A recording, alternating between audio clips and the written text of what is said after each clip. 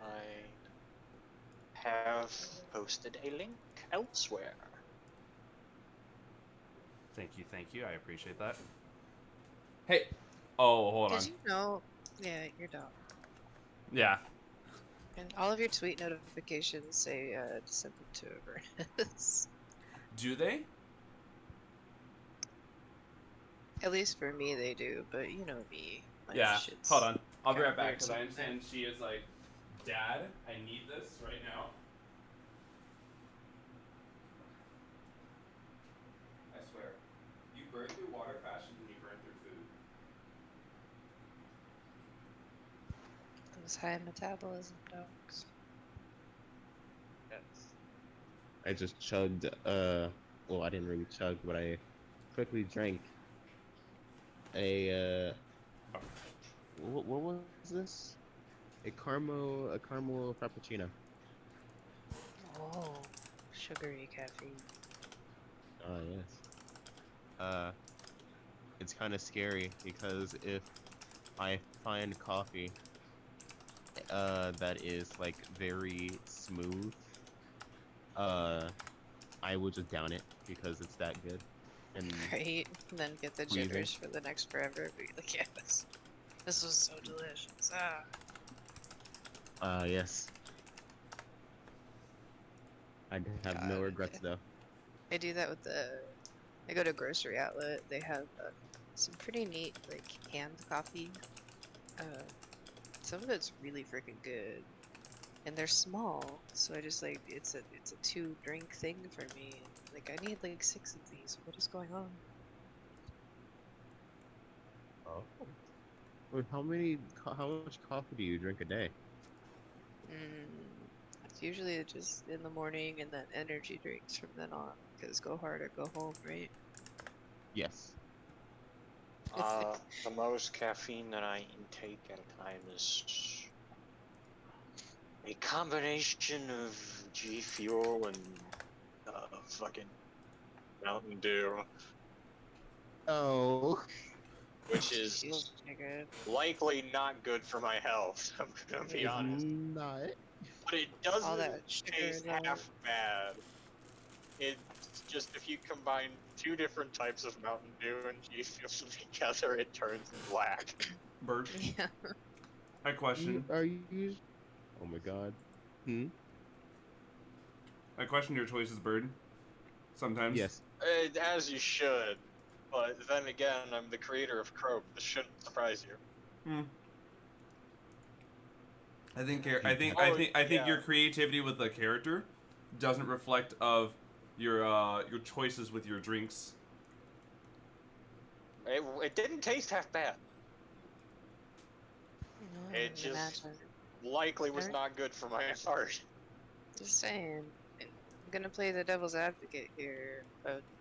Zero Sugar Rockstar has 1,000,002 different flavors and 240 milligrams of caffeine. That it'll have you covered. You don't need all that sugar. That's what's gonna kill you. Mm-hmm. I like turning my liquids into an unseeable void. I mean, you can still make it a void somehow. You're creative. I'm sure you'll figure it Oh yeah, Xeno. Hmm. What would you think about me making my character for the next campaign the son of Croak? No, because Croak doesn't exist here. Or at least Croak See, does. but Croak didn't technically exist in that world to begin with. So I think I've explained this He's got a before. point. That each of the your characters are here, however, though they're not here. It's that whole parallel universe where like they went down different paths. So they're primarily here in personality, but not personality and name, though not their actual like deeds that they've done, their choices in life. So what you're saying is I could play Croak 2.0. No, I will murder you.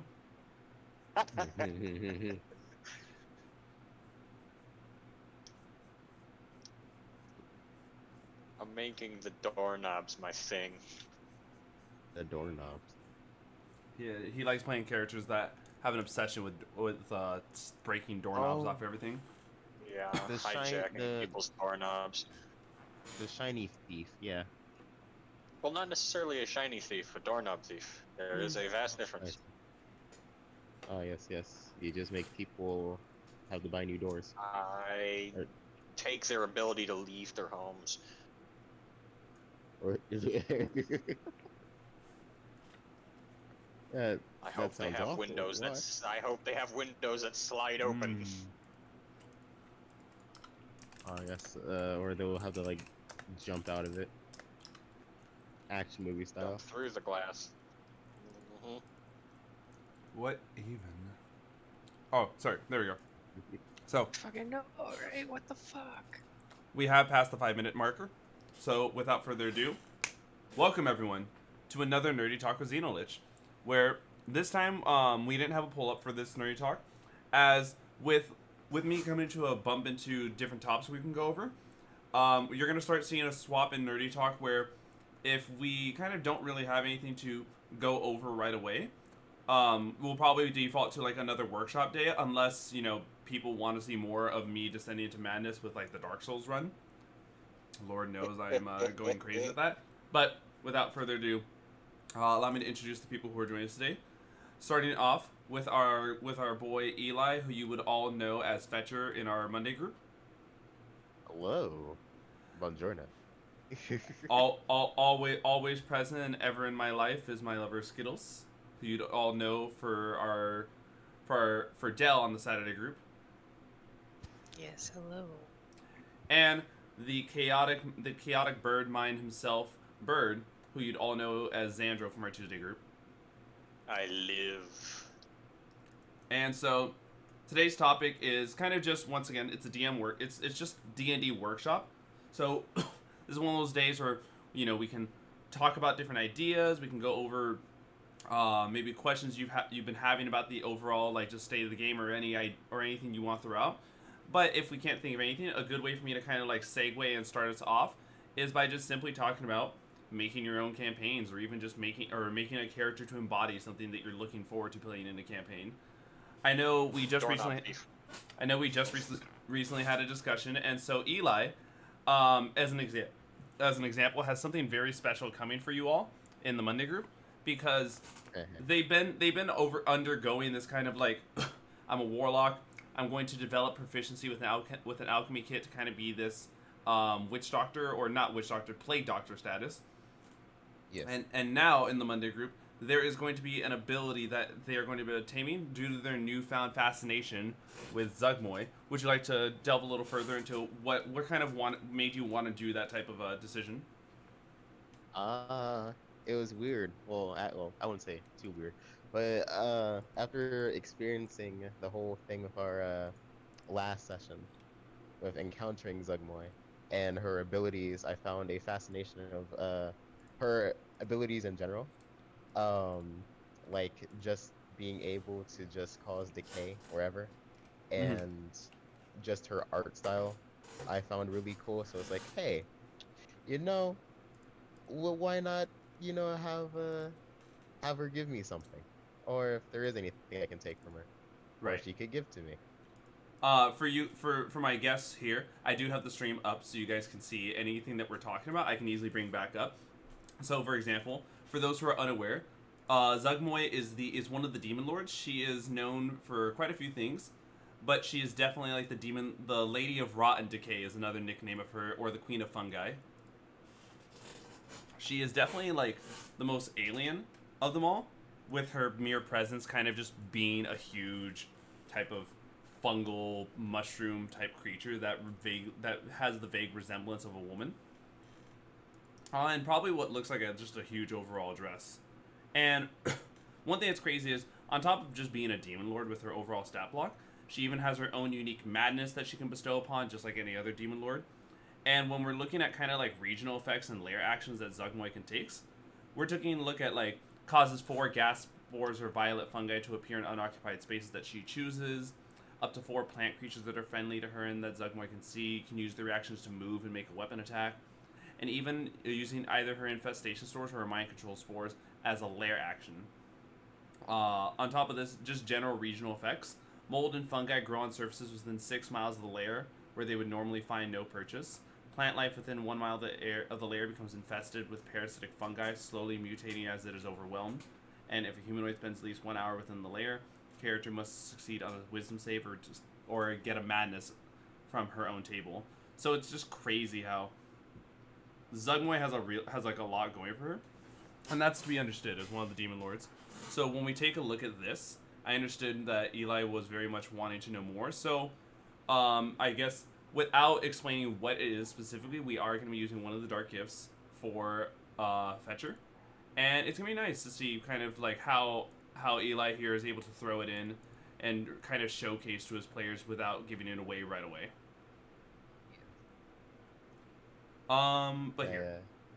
So when it comes down to it, I think what is by far your biggest envision when it comes to this character? Like, you're getting more and more, I feel like, into it, especially because, you know, Plague Doctor, it kind of like has similar route of following the Lady of Decay with an almost like fascination of her.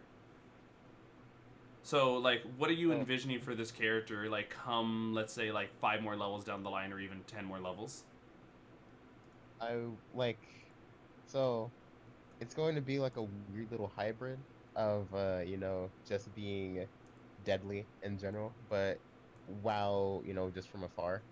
Uh, you know, I basically just kind of like see him as like, I wouldn't say like the bringer of like death, I guess you can say, like a reaper, but just some sort of like fear, like a figure of fear in general, where that little special ability that you and me know about, kind of comes into play, where that's like scary on its own, and him being able to like summon stuff and his powers that doesn't revolve around summoning is also deadly in its own right. Right. So it's like he just becomes this ominous figure of fear, basically. Yes. What all warlocks aspire to, yes. Right.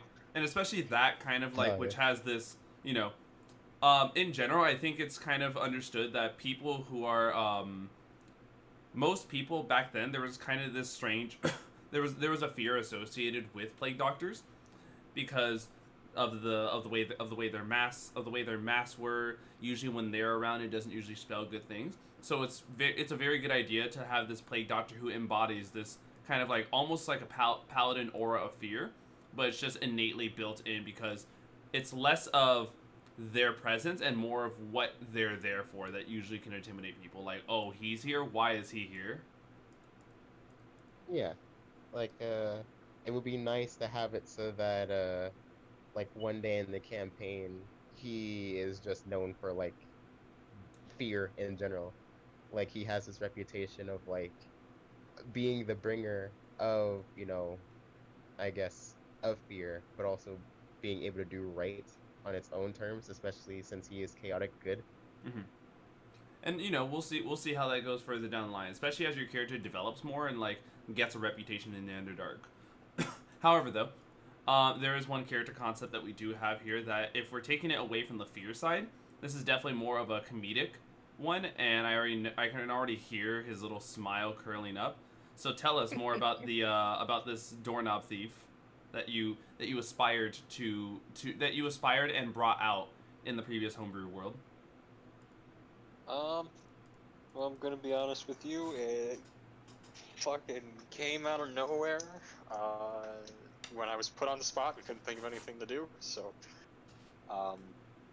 but the more time I had to think about it, the more I wanted to connect it to being like a ritual piece. That Croak had an obsession with because it was part of like a proving something he had to do. It was his like one goal, his one objective, above all else. And it eventually turned from just being, what do I do? Steal doorknobs. To I need a doorknob because that's how Croak knows to get to the Shadowfell. Right. So we took. I didn't get to explore the Shadowfell though. I know. I would say it definitely is something where it was it was like kind of a character flaw that developed and blossomed to something more of like a backstory and more akin to like you realizing that how do I how do I work with something on the fly when kind of in the unprepared moment. Now, this is kind of similar to Eli, where in previously they had made a warlock, and without kind of a full direction of where to go, it was just more along the lines of, oh, can I learn how to do this? Can I learn how to do that? However, yours was very much more improvisational, and it stemmed into something that developed Croak into wanting more. And I know there was a lot of Shadowfell want. I'm gonna try to fulfill more player wants and needs in the upcoming homebrew world, especially because there is a lot coming for it. But man, It's been gained. yes, and I mean, not to toot the horn, but there's gonna be a lot to look forward to. After the recent Von Richten's Guide to Ravenloft book, I am going to make it so like rather than XenoLich being something that you can like stumble upon in the material plane, he is less of an immediate threat and more like an actual Dark Lord. He has his own domain of dread that he will be trapped in, and in this domain of dread, he can create creatures that can leave his domain and go and wreak havoc on the material plane for him. And so it's kind of one of those things where you guys as players, it will create a sense of agency to kind of like, if you really do want to know more about like why these creatures keep coming from all these different areas, then you delve further into it. Oh, let's go and find this. Let's go and figure out what this thing is. Let's go to the domain of dread and realize, oh fuck, we stumbled into somewhere we can't get out, and this is exactly how he traps souls. Intriguing. It is gonna be very fun. But let's roll with that. And now that we kind of have an idea about like what it is to take your character improvisational ideas and run them through, let's talk campaigns and what is what is something you guys look forward to in a campaign, whether or not it's playing or maybe something you thought of running. A character that develops throughout the story to a point where they change classes, quote unquote. And let me know further about that. Why is it that you like that? I think it's interesting to see a character that, like when they start off, they think, this is where I want to go. This is how I want to get to my goals. This is what I want to do. And then they, through like some experience throughout the campaign, that character realizes like this isn't the way to do this. This isn't how I can get to where I want to be, or something they're doing is fundamentally wrong. And so they change the way they're doing things to something that more aligns with their interests. It's kind of like I'll say that when it comes to almost changing entire classes, it's definitely really hard, because obviously when you change classes, it implies that you're going to start developing another class. And while some people would think multi-class, I think what you're more leaning towards is the idea that like that character is not multi-classing because they've lost their sense of agency with the class entirely as they go down a different path, right? It could be both. Just changing like the flavor text on the way you do things. Mm-hmm. But I think like that ability to fully switch from like say a warlock to a paladin.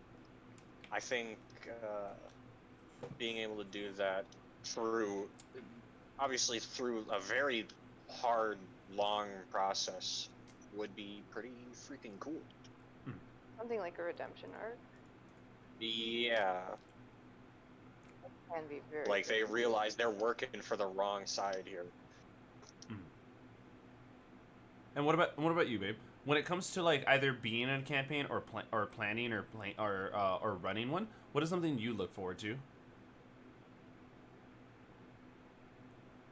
To me, like running, I haven't done too much DM stuff, but I absolutely love creating the world, the story behind it, the lore, the mythos.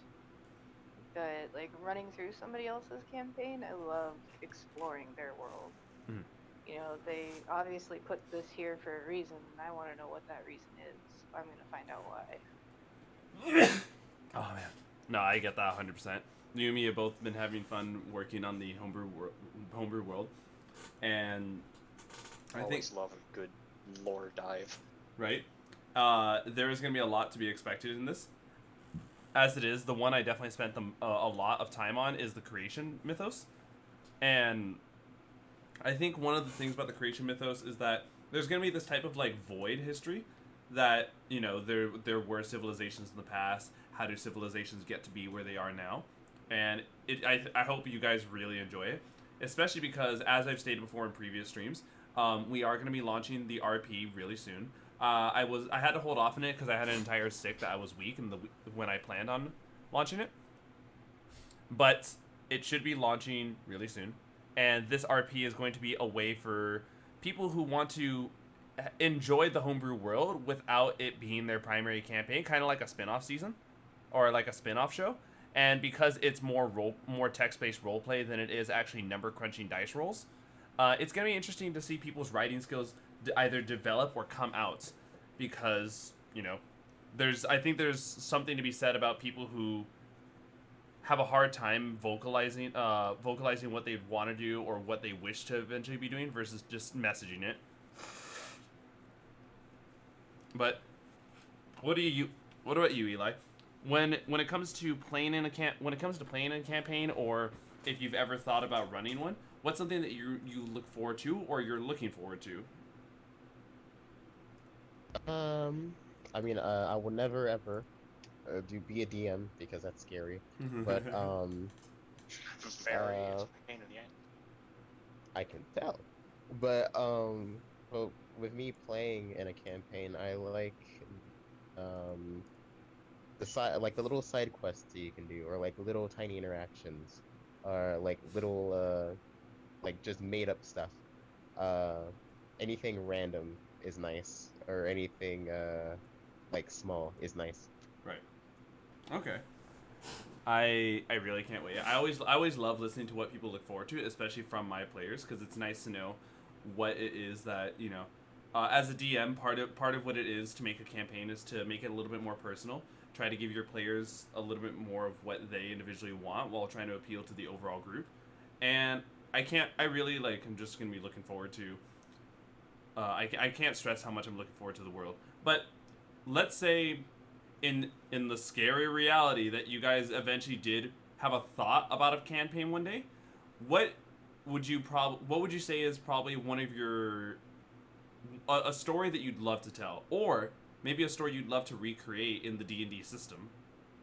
An example of this, right now in the server, we finally, after we had launched the ability for people to host their own games, we had our first DM on the server, Moonshine, as he is hosting his own game one, and it's an entire Persona based campaign. So it's nice to see that D&D really does give people the tools to be able to retell the stories that they want to do, but with their own twist on it. For example, Moonshine's basing his Persona game based off of where he lives. So Persona is all about being extremely familiar with the places that you travel through. So it's nice to see that with just a little bit of a twist, anything can be done by understanding the material that you are working with, as well as understanding just the rules of 5th edition. Because 5th edition, while it is pretty basic compared to other RPG systems, it's so basic, it's extremely flexible for that. So you can really work with a lot of stuff with it. But that was a bit from me. What would be a story you guys would want to tell or retell using D&D?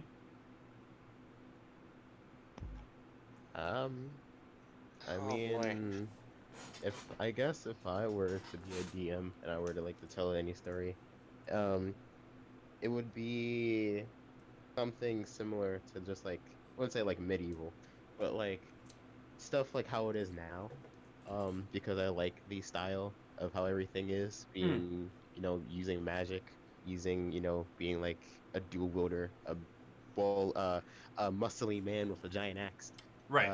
I like that style. I don't like the idea of like associating like real like newer technology or stuff like that, unless it's like a blunderbuss or stuff like that, like old fashioned. Right. We're talking like technology is not advanced, but it is present type of thing. Yes, very very old style. Right. I like that. I like that. It's definitely something that Very shitty like it breech loaders. it goes on to the what's the word we're looking for, the traditional RPG status. High fantasy. Exactly. High fantasy. Actually, that's a good question. So, when it comes down to different like, with the way magic is in your world, there's some terms that people like using, and there's low magic or high magic fantasies. So, for example, have you ever seen an RPG where magic is not only rare, it's actually like considered like dangerous? And in some RPGs Yeah. where like magic is so overly used, it's a commonplace thing. That Yes. those are the easiest ways to kind of describe low magic and high magic fantasy. Where high magic fantasy is magic's coming out the wazoo in all these different places, and it's such a commonality. Most people can utilize it. I would say a good example of like for I'm a weeb. I like myself some high fantasy. Black Clover is a good example of some high magic fantasy where almost everyone has some capability of magic in them, be it elemental, weapon based. There's always some sort of way that magic is implemented, and that's a good example of that. Whereas like low magic is, as weird as this is to say, One Piece, because technically all of the powers associated come from cursed items, and these items are already rare as it is. So a lot of what people usually do in this system is very physical confrontations or technological confrontations rather than magic. Okay. I mean, like, I like the idea of having a lot of magic Hmm. with, being incorporated with like everything. Or at least having it like in like the in between where it's not like magic's all over the place, but it is very well known, and it wouldn't be like a big surprise if someone came out and was like holding magic, like holding a fire flame or like a flame in their hand. Something you might like. I'm gonna pull this up in another tab. There's a type of creature that was introduced, and I believe Tasha's Cauldron of Everything. I believe. Let me go ahead and see this. Magical phenomena. Okay, no, that's not it.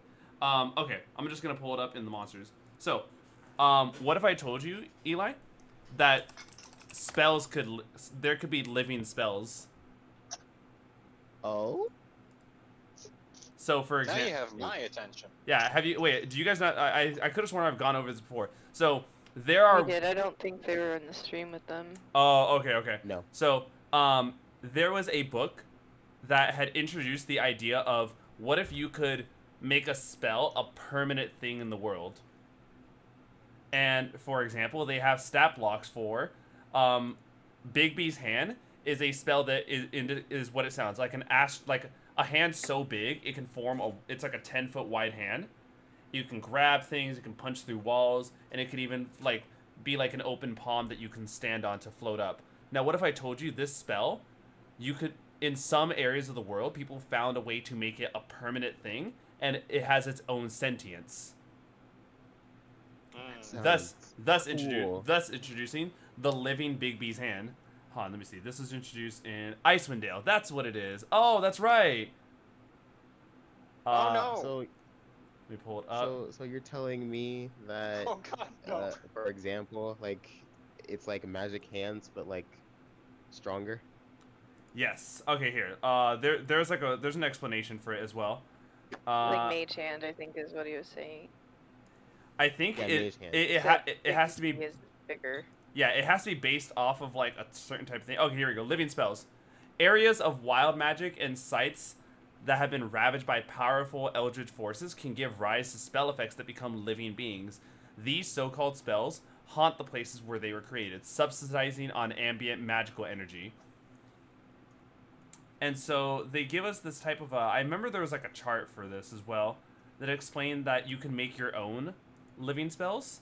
Let me. Didn't you do for Mordekainen's mansion or something? Or no, it was It was Arkin- Lehman's tiny hut. Thank you. One of those names. Okay, let's see. But yeah, it was alive. I think okay. Was it Eberron that introduced it as well? Because there's a lot of different books that these things are showing up in. I'm trying to see where this would show up in Eberron. Let me go. Okay, so Living Cloudkill is an example of something that pops up in Eberron. Good God, that sounds fucking scary. Yeah, like I don't know. You guys are seeing the image on the stream, right? To like see what we're looking at. Yes. Yeah. So the on the fucking on living death cloud. Good well, like yeah. gosh. A living like look at this thing. It almost looks like it's like it has an entire top half that it's about to bite down on you with. And Does so that mean I don't can like have that. here we go. I Okay. really don't like Yes. that now? This is what I was looking for. Living spell customization. So they explain that here we go. Living spells come in many varieties. The stat blocks here are just but 3 examples of them. And so they explain living spells. Okay, here we go. Yes. Living spells. Of all the anomalies that emerge from the magical cataclysm that created Mournland, the appearance of living spells might be the most mysterious. In some unknown fashion, the magical energy unleashed during the last war caused spell effects to take on sentience. A living spell appears much like a normal spell effect, except that its magical energy endures indefinitely. Living spells haunt the Mournland and other areas blasted by the last war, somehow subsidizing on ambient magical energy as they writhe and across the landscape. Though they have no need for sustenance, they attack any creatures they come into contact with, lashing out indiscriminately with their corrupted magic. And so, living spells always have the constructed nature where they don't require air, food, drink, or sleep. And so there's like ways to customize them. The stat blocks that they give us for the Living Burning Hands, Living Lightning Bolt, and Living Cloudkill are just but 3 examples. To make a living spell from a different spell, choose a damage-dealing evocation or conjuration spell from the wizard spell list up to 5th level. Then consult the living spell customization table to see what stat block to customize based on the chosen spell level. So, it's usually summoned in its most base form. So, for example, we know that there are certain restrictions to this. 1, it can only be evocation or conjuration spells. And 2, it can only go up to 5th level. Though some spells have been, like, even stronger than this. Like, for example, the Living Blade of Disaster, which is a 9th level spell. And that's, like, a very scary thing to encounter. Almighty. But regardless, they explain that Living Burning Hands, because I think Burning Hands is a level 1 spell, this is an example of a spell of a living spell at its weakest. And look at it. It's like a giant like fire tarantula. Tiny. Yeah, it's a spider. It's a medium construct, so it's I also don't as big like as you. Spiders. It's also as big as you are. I love spiders. Yeah, fuck that. Except I don't want each- a living flame spider my size. There's also the Living Lightning Bolt. Look at it. That looks like a snake. Wow. This one is also a large construct, and the Living Cloudkill, as we've all seen. But like the Living Blade of Disaster is crazy. Literally, like imagine a weapon that is, its form is not defined by what the space it takes up, but the space that it doesn't take up. So it's like almost like a cut in reality itself. That's what Blade of Disaster is, and they made it alive. Don't like that. Really don't like that. That's fucking badass. Or for example, Really don't like that. or like look at this, a living demiplane, Looks like moss. right? Except it's all sparkly and made of stars. These are like such great examples of one thing. And in the homebrew world, I didn't get to introduce this too much, but I like the idea of what if mages had a way to control this. So rather than these things just being these unaligned creatures that just attack anything on sight, what if someone found a way to, like an entire wizard society that because it's so sufficed with magical energy and they're able to casually make these are like servants to them. You're telling me that I could finally have a pet? A pet spell, good sir. Or living tiny hut. And so like when you go to images, let me put in 5e. Here we go. So like Liam, it's tiny hut, but it's alive, so it's like a little bubble that follows you. Give me Mordenkainen's magnificent mansion so I can have Howl's Moving Castle, please. Oh, I know, right?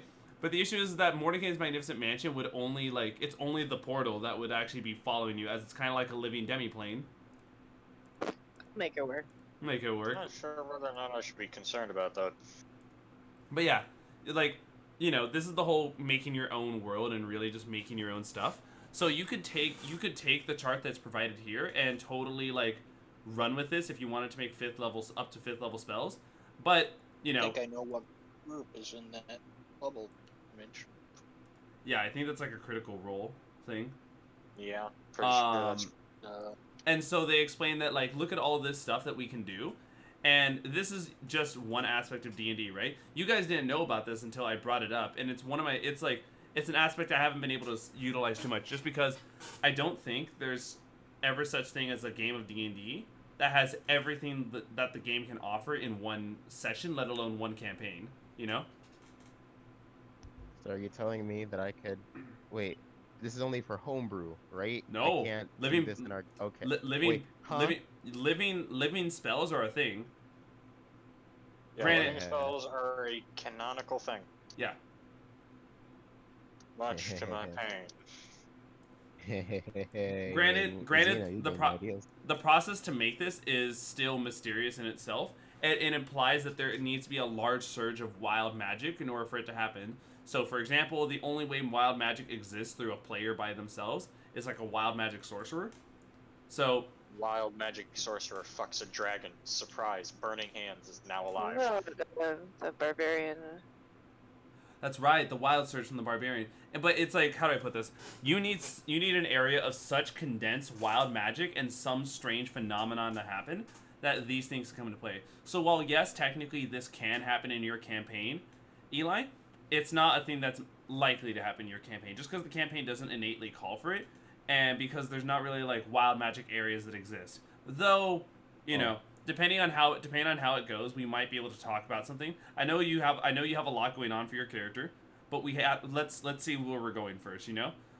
Depending on how the group goes along.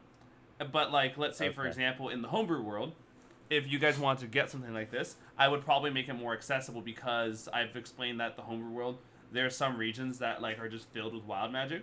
So maybe it's like one of those things where living spells are all the rage over there, but as soon as you step outside the country, there's not enough magic to sustain the spells, so they just die out when they leave the country. Oh. Sad. Right? I mean, you can't take a creature from its natural habitat. We don't put a penguin and put it in San Diego. Oh, wait a minute. Are you sure about that? I don't know, man. It's not like we put pandas in DC. Wait. I know. There's You could do that and like feed it spell slots, though. Right? Oh, that'd be an example. So it's like, what do I do? Every day you have to cast its own spell at it, so that way it feeds it of the same energy. It's like, done. I will constantly feed my burning hands by spending one of my spell slots a day. Man, as a Surprise, warlock, if you're I a only tiefling, have you one a do it day. for free. Right? Oh my god, could you imagine that if that was the ruling and you're like a warlock? Alright guys, because of the fact that I have my pet, I'm only down to one spell a day. It's like one spell per short rest. It's like, what do you mean? And it's like, yeah, I gotta keep him alive. And like, meanwhile, like, your burning hands is trying to cuddle up with you and you're like, no, I want to pet you too, but no. Nah, man, you gotta metamax that shit. Play as a tiefling, you get one a day easy. And this just goes into example of going back to the original thing about this. This is something that you could totally expect to see in a high magic fantasy that you would imagine running, Eli. I wouldn't be surprised. I wouldn't be surprised if you had a personal spell for every single like wizard in the game in your homebrew world. You know. Haha, I would. Another thing I too forgot that exactly what we were talking about for a minute. I'm not gonna lie. That's okay. I was going to say as well. Another thing that I like about fantasies is more of the darker theme stuff. So like dark magic and like corruption magic, stuff like that, or stuff that are like magic that would be seen as like I guess the taboo of the magic world. Like for Blood example, like magic an type stuff, it, like with the blood exactly. hunter. I was just gonna say like for example in Avatar, what blood bending, like the forbidden water bending. Right? I like I like stuff like that. That Hence actually why gives when me I an idea oh for later. It's something for me to discuss with Xeno. Yeah. okay, but what like the idea of like also having like the holiest of magic and the neutral kind of magic like elements and stuff like that, but then having like the darkest kind of magic. I'm more of a fan of like the darker kind of stuff because I just think it brings more what's the word I'm looking for? A lot of story building, I guess you can say, or like uh little neat things that you could do. I see. I was gonna say Ooh. is there's just there's so much that you can throw into different homebrew worlds and different campaign ideas. It's fucking nuts.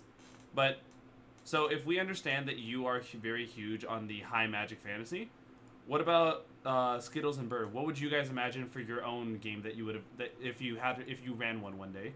Uh, do you want to go first, Skittles?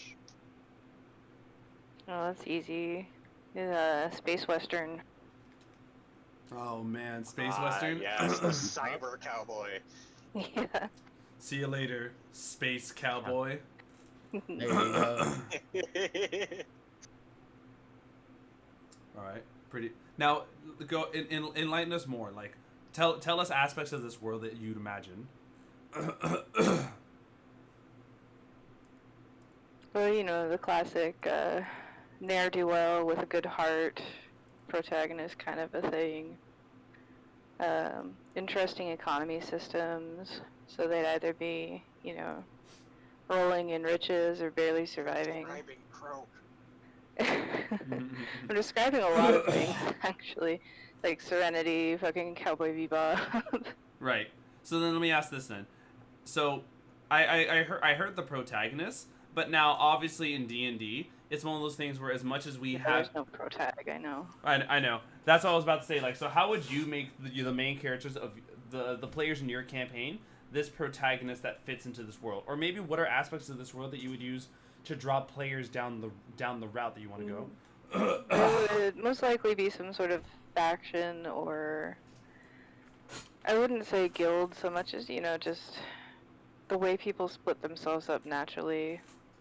So it would come down to, like, are you on the lawful side? Are you with, like, the Empire, or are you part of the rebellion, you know?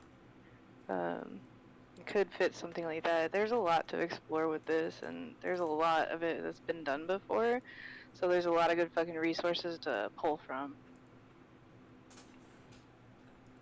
But giving them the choice to be like, okay, so here's the character, here's the premise, or here's not the character, here's the premise, here's the general idea of what you could be, and here are your choices, and see where they go from there, and see how they build into what they want, and see what their dynamic is if you mix them up.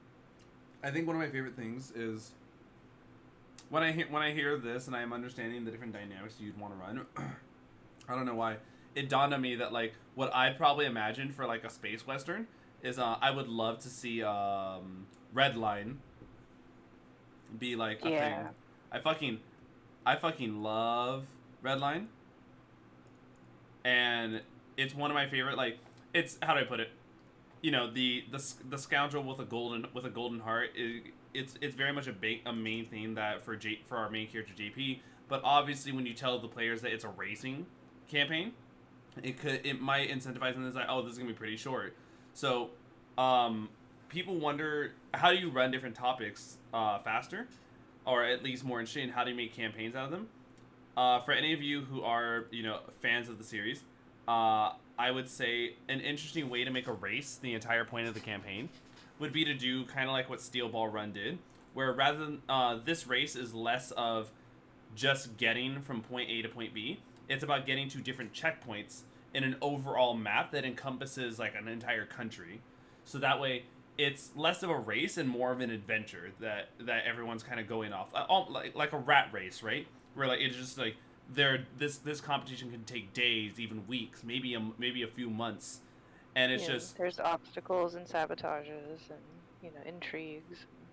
right. And on top of this, what if it was like a tournament style race where like only the people who get to this finish, who only the first like of 1,000 people, only the first 500 who make it to checkpoint A are the ones that actually continue on. So then you realize, well, yes, it is a race against time.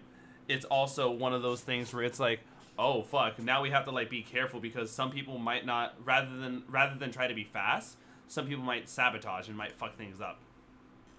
You have to have like a built-in contingency plan, like a plan B, just in case your group doesn't make it to one of those checkpoints or doesn't make it under the line, and have some kind of like roll each day. Be like, all right, and this is just on the DM side. Be like, okay, so we have numbers 1 through 500. If they don't hit within this roll range, then it's gonna suck for them. Right. And also. Rivals introduced early can make for really solid things, especially when said rival goes off and they don't see them until after checkpoint D type of thing. So it's like, oh, you're still in this race. I am, and I'm now that there's so many less of us, I'm coming for you now.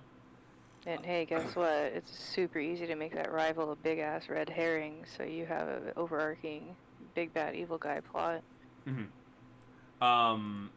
But I like where we went with this. And so, Bird, what about you? What would be your idea for a campaign? Oh boy. Well, I think something that would be fun, at least to me, is something a little more on the dark side with, forbidden magics, like, like blood magic, stuff like that. And an extent of like eldritch toying with the players, and I mean like, obviously there's a madness table in the game for the characters, but I mean like making the players paranoid of like every NPC that might be out to get them, or might be the big bad, or I see. So would you say that screw them? So would you say that any NPC could be sus? Sure. Yeah, sure. We'll go with that one. Son of a bitch. But yeah, like creating a campaign that toys less with the characters' like sanity and fucks with the players a whole lot more. Like, I guess putting fear into the players. I guess like the Bagman. That one. Give them a bag of holding, and then have them overhear a rumor about the Bagman. All right. So I'm hearing 3 different types of ideas. One is traditional RPG with high magic, and when I'm hearing high magic, I mean really high magic from Eli.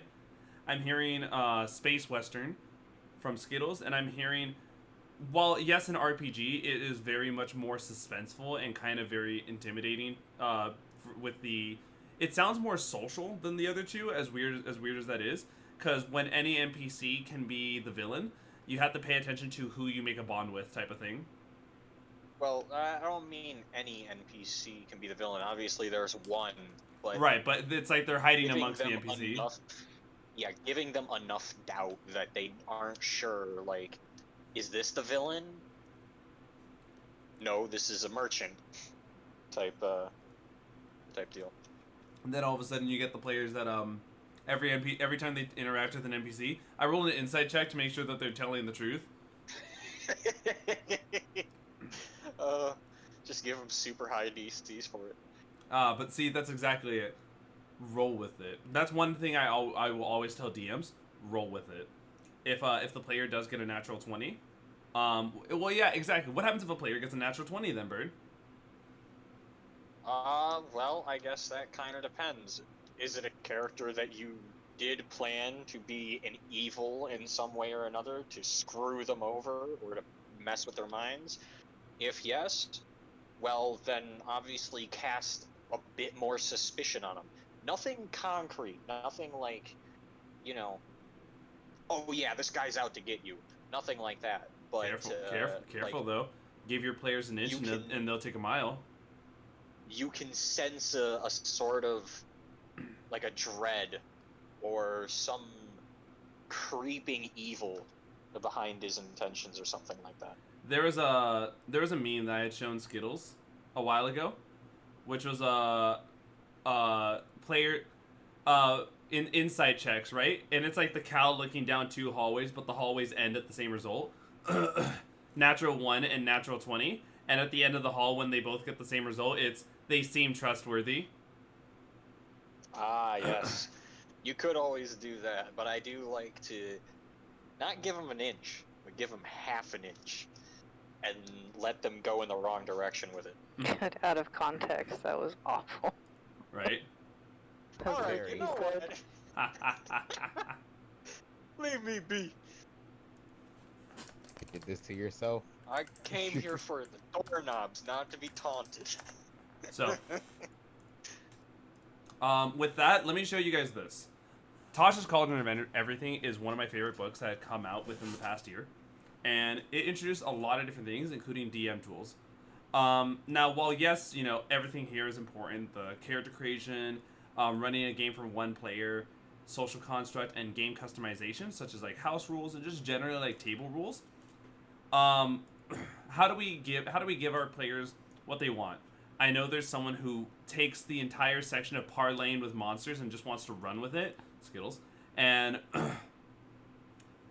here is like for the DM who's like, oh, I can't just have technically it's not an animal, so I can't have you animal check it.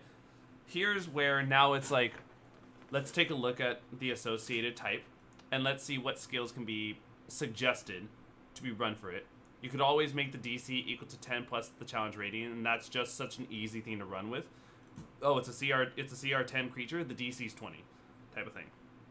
And you have all these different types of checks. From here, you can easily run with the different types of desires from the monster, and you can either randomize it or select based off of what you feel like is most appropriate. And here it's like, you know, elementals. Oh, the elemental, it looks like you can parlay with them. All they want is a gem worth at least 50 gold pieces, which the creature eats. And that's a very good thing to know. Players, yes, gems are worth money. Do not immediately sell them. Sometimes you'd be surprised by what a gem can get you. They're a lot easier to carry around than fucking 300 pounds in gold. Right? Or like this, a Fae creature. The Fae desires the memory of your first kiss, the color of your eyes. What the fuck? An object of deep sentimental value to you, or reciting a sublime poem. And so it's like it's one of those player nervous moments where it's like, I want to parlay with the Fae so they don't kill us. All right, tell us your first kiss, and I will know if it's your first kiss because I can feel the emotion off you. And then you have like the roleplay session of the character, like, so it kind of was middle school. I did a spin a bottle and I didn't kiss her. She kissed me, but it was really cool. And I always told my friends it was me who totally went for it. And it's like immediately everyone at the table like enjoys the good role play. Maybe has a good laugh with it as well because it's funny, you know. You have to like tell stories, and so each of these creatures like goes from like fiends are pretty obvious. They're looking for your soul, maybe a desecrated holy object, but it's just every creature has something to work with, and there's different ways you can run up your campaign. But the main thing I love so much is environmental hazards such as supernatural regions, and so for all these different supernatural regions, what if it's like, how do you explain somewhere is marked with like blessed magic? So here's an example of a blessed Kyrin shrine that was just naturally inside of like this not a cavern. I'm trying to think. This canyon wall. Ooh, I do love stuff like that. Or a far realm thing, very alien-like. Let's take a look. Actually, you know what this reminds me of? Han. Tack to Dream Realm. Images. If any of you had ever played Tack 2 in the Staff of Dreams, it's like, this is like a Far Realm type thing to me. Where it's like, as you're getting closer and closer, you're like seeing the more alien-like nature of this world. I like the Tack series for its design, for its just overall designs of everything. Yeah, here we go. Oh, I remember this. You unlocked the memory. Yeah. You know, I might make Fucking proud I GG. might make this a stream I do, because I this is like one of my favorite game series growing up. So I might do like let's find an emulator and let's find a way to replay it. But yes. Speaking of like locations like that, I'm a fucking cave goblin, and any like super like unique underground areas, like a good example of this would be like Blackreach from Skyrim. Yes. That place was fucking awesome, and it is to this day my favorite place in the entire game. Well, Or, Blackreach like, an is underground. well. Funny enough, Blackreach is a perfect example of what it's like to see the Underdark. By the way, because in Blackreach, Yeah, you know, that's like the part of light, why I love it. the light comes from bioluminescent fungi and like glowing rocks, and that's exactly what the Underdark is. Eli, you played Skyrim to know what we're talking about, right? Of course, Whiterun is my favorite location. Right, exactly. So Blackreach is a perfect example of what it's like just traveling through your Underdark location, or any like Dwergar thing is a perfect. It was Falmer. Any Falmer location is like a perfect example of what it's like to travel through the Underdark. Yeah, but aside from like Blackreach, there's like underground forests, or stuff that just like super large caverns or unique places throughout the world that are like one of a kind. The players will remember this for like the rest of the campaign as one of the coolest places they visited, Right. And also just regardless of whether or not they died.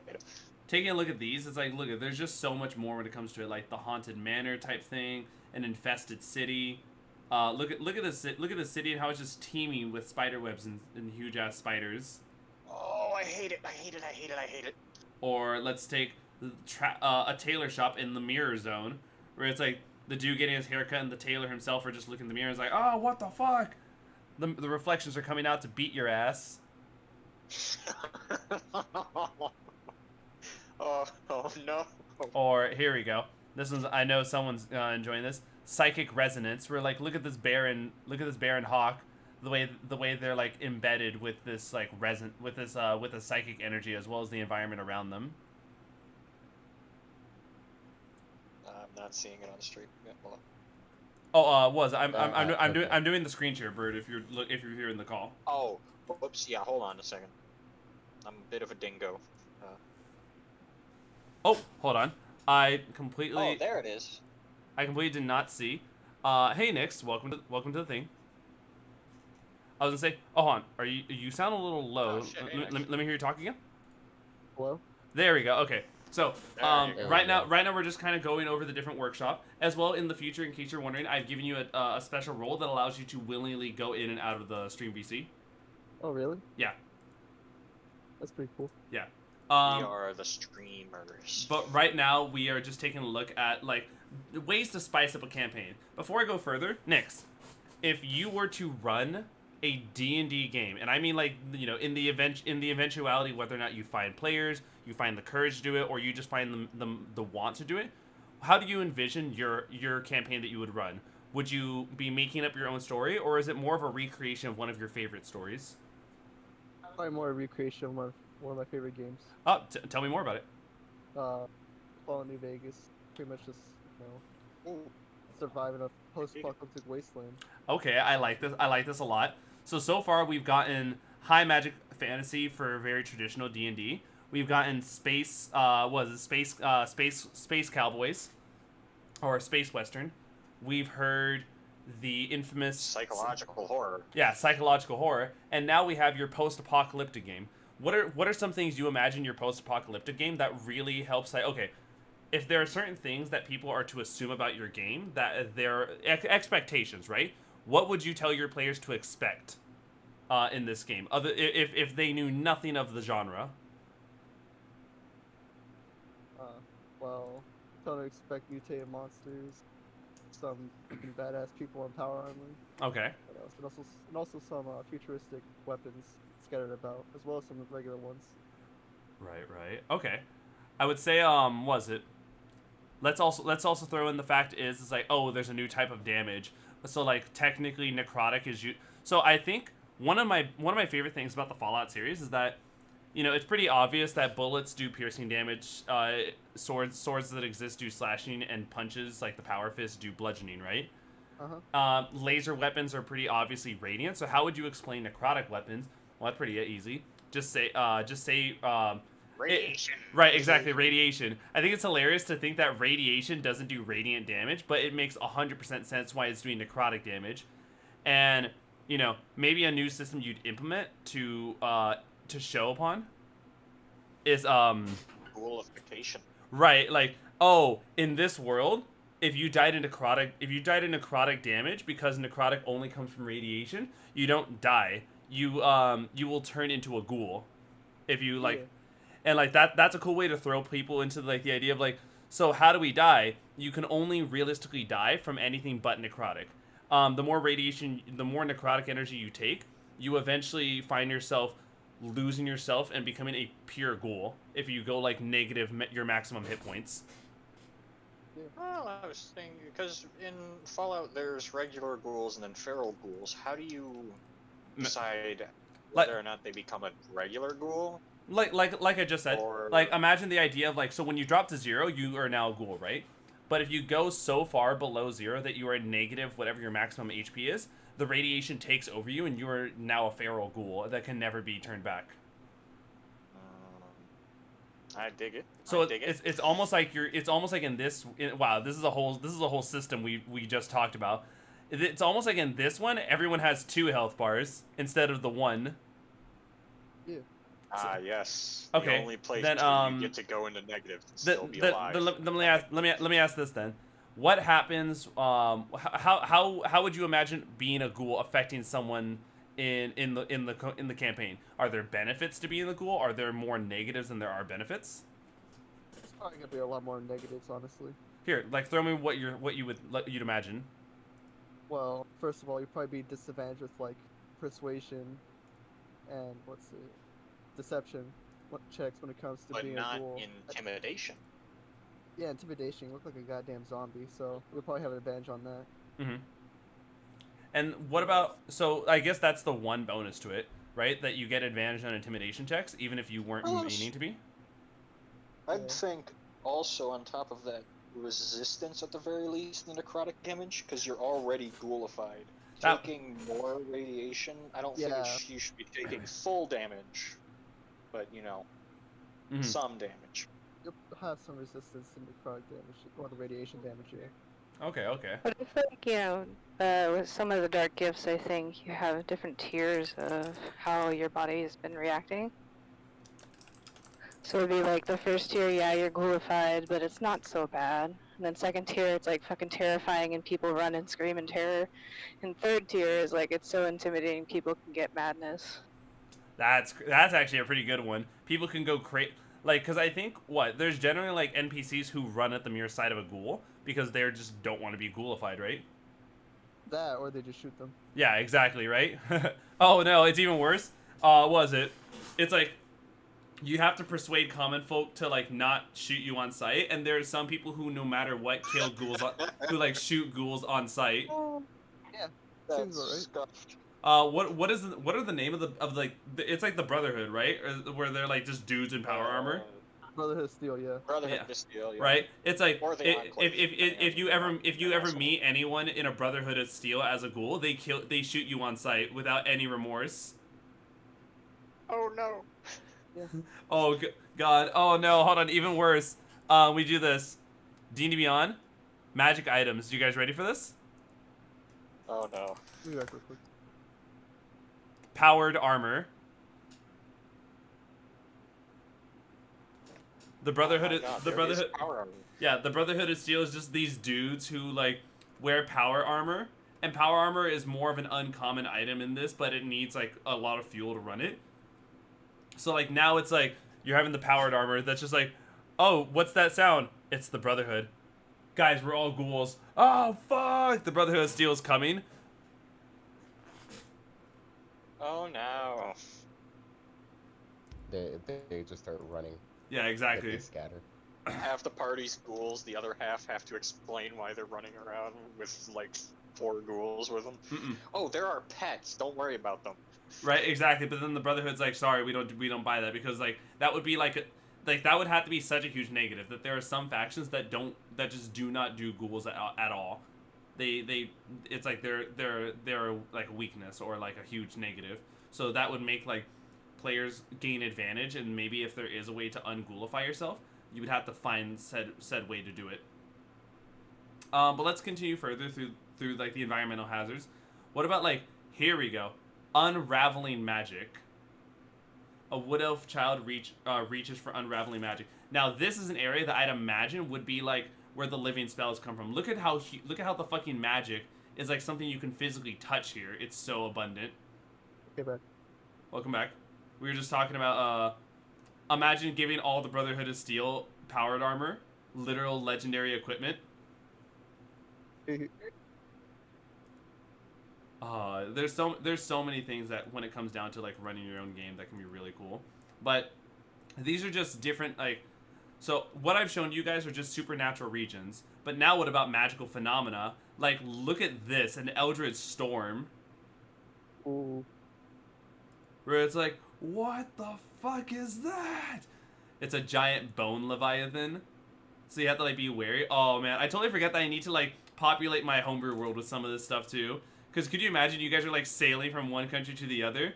When it's like, you guys have to be careful about this area here. But that's like the fastest way to travel there. Just don't go through there. And like for some reason a storm causes you guys to veer off into there. It's like, we'll be fine, right guys? The bone hydra appears. We'll be fine, guys. I promise. Let's see. Enchanted. And then that day they're never seen again. Right? Oh, hold on. Just be sure. Welcome, Mex. Hello. And sorry, what was it, Mex? The magical phenomenon. It reminds me of Metro, because they have those balls of lightning that will just magically appear out of nowhere and just kill everything in their vicinity. That's right. That could be a thing, right? Or the anomalies in Stalker. Yeah. So here, Fuck up shit in that. Mex, you've joined us, so I gotta ask you the opening question. If you were to host your own game, or by some circumstance you finally find a group of people that you just want to DM for and feel such a strong need to, what type of campaign would you throw them into? So far we have high magic fantasy as your standard, apocalyptic wasteland for Fallout theme, we have space western, and we have psychological horror campaign. I feel like it'd be interesting to run like a futuristic technology with magic, sort of like Warhammer, where it's like a mix of magic and technology. Right, because in Warhammer, it's magic is kind of like it's just relabeled as psychic, right? Where it's like psyker energy. Yeah. I want to play a were-rat now. All right.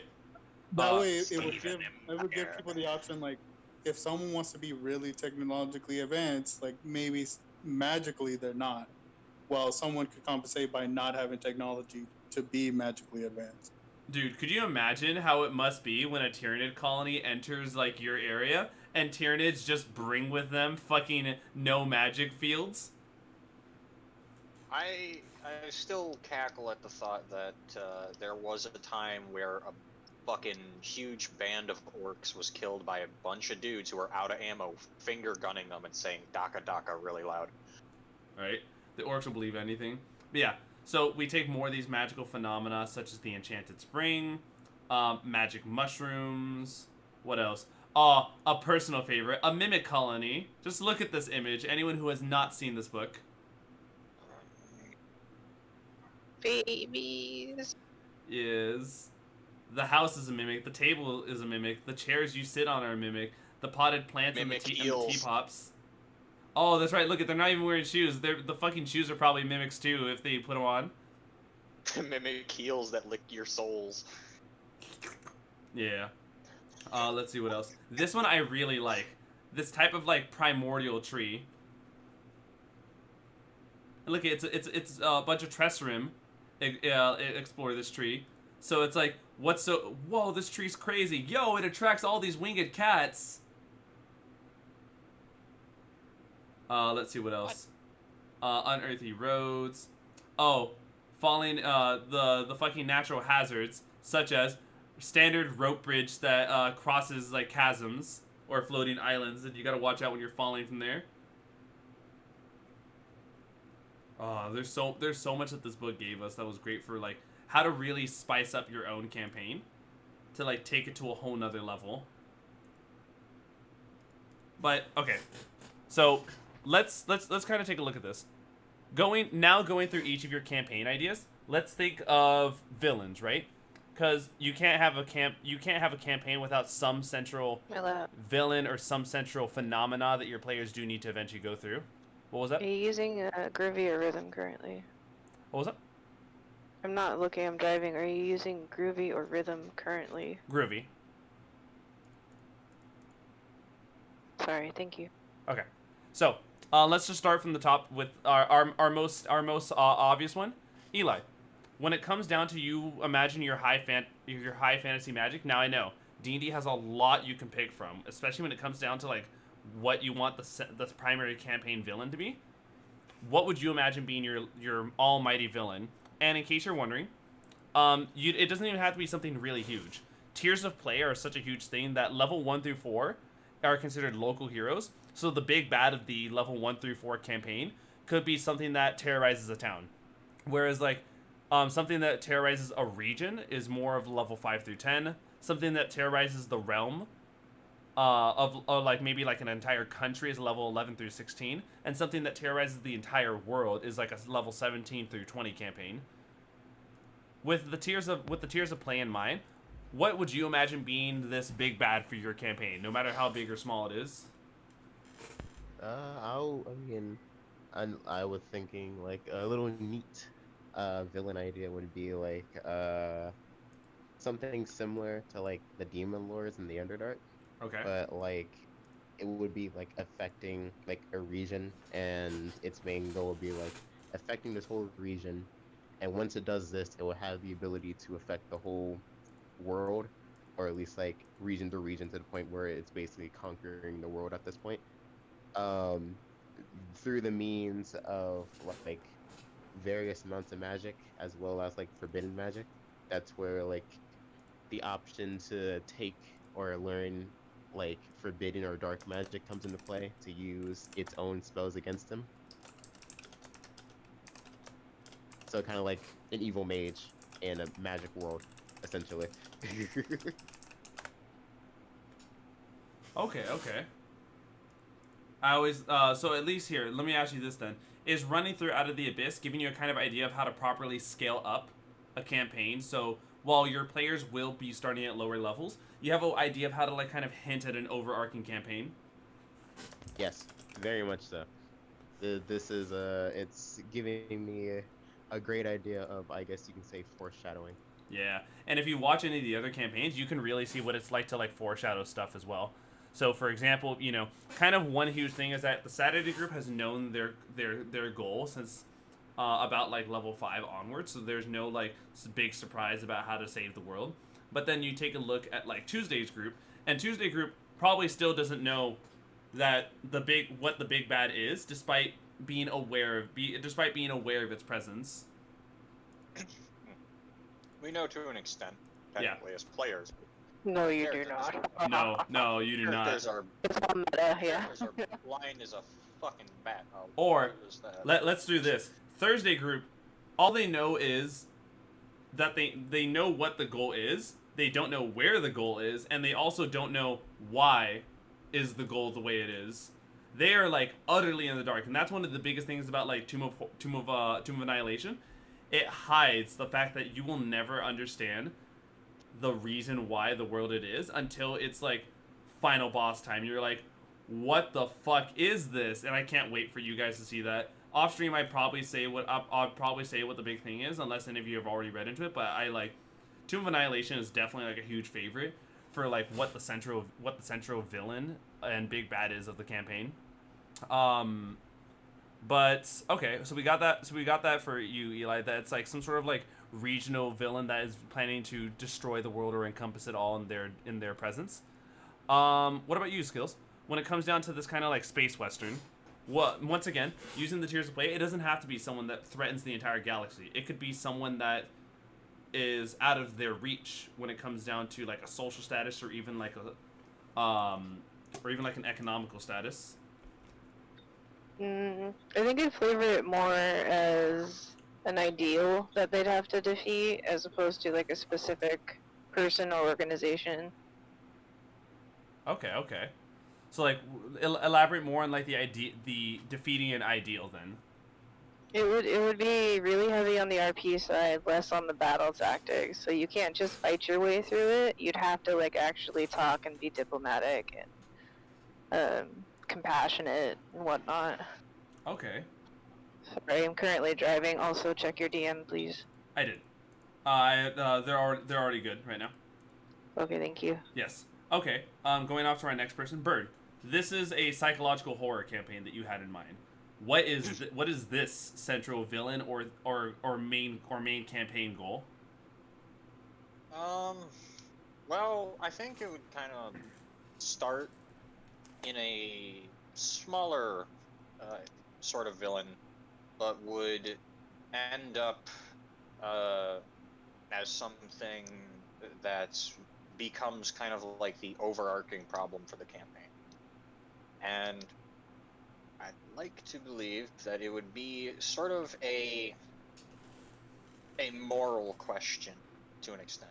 Okay. Like, the characters start out in, whatever way they start out, but they start, hearing rumors of like a murderer about.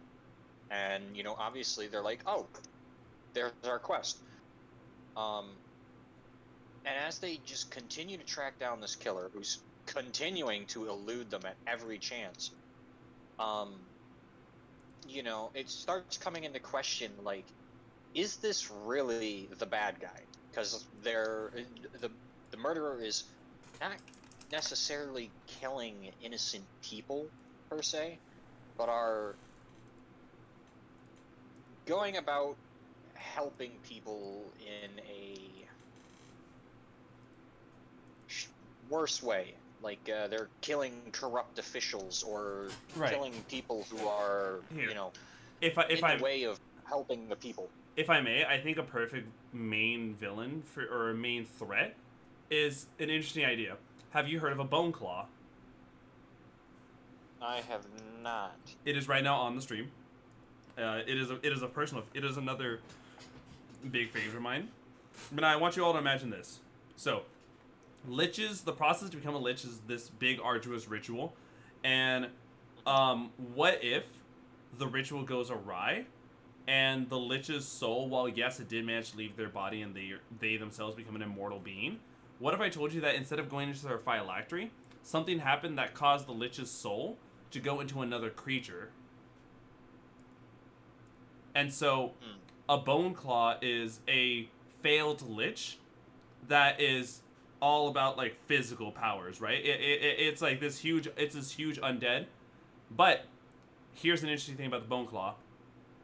It preys off the dark thoughts of whoever's soul it's attached to, and the person who is its attacher is the phylactery. So let's say, for example, the Bone Claw ends up failing the ritual, and it attaches itself to a child who's getting bullied, or just has a lot of problems going on in their life. And so when you go to this town, it turns out that like something is killing these people who are like affecting this child's life. What if it, like, let's say for example, at first it's just something like the school bully, then all of a sudden it's the teacher who pointed out the kid's failures in front of the class.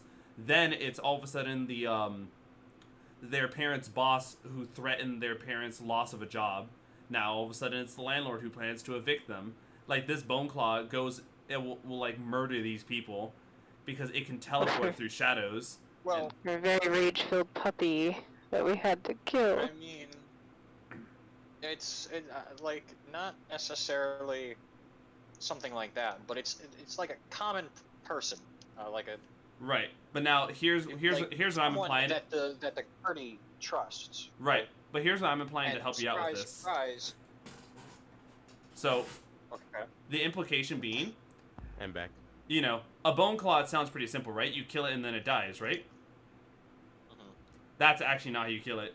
Bone claws are liches still, so they don't die until their phylactery gets destroyed. But in this case, the phylactery is an innocent child.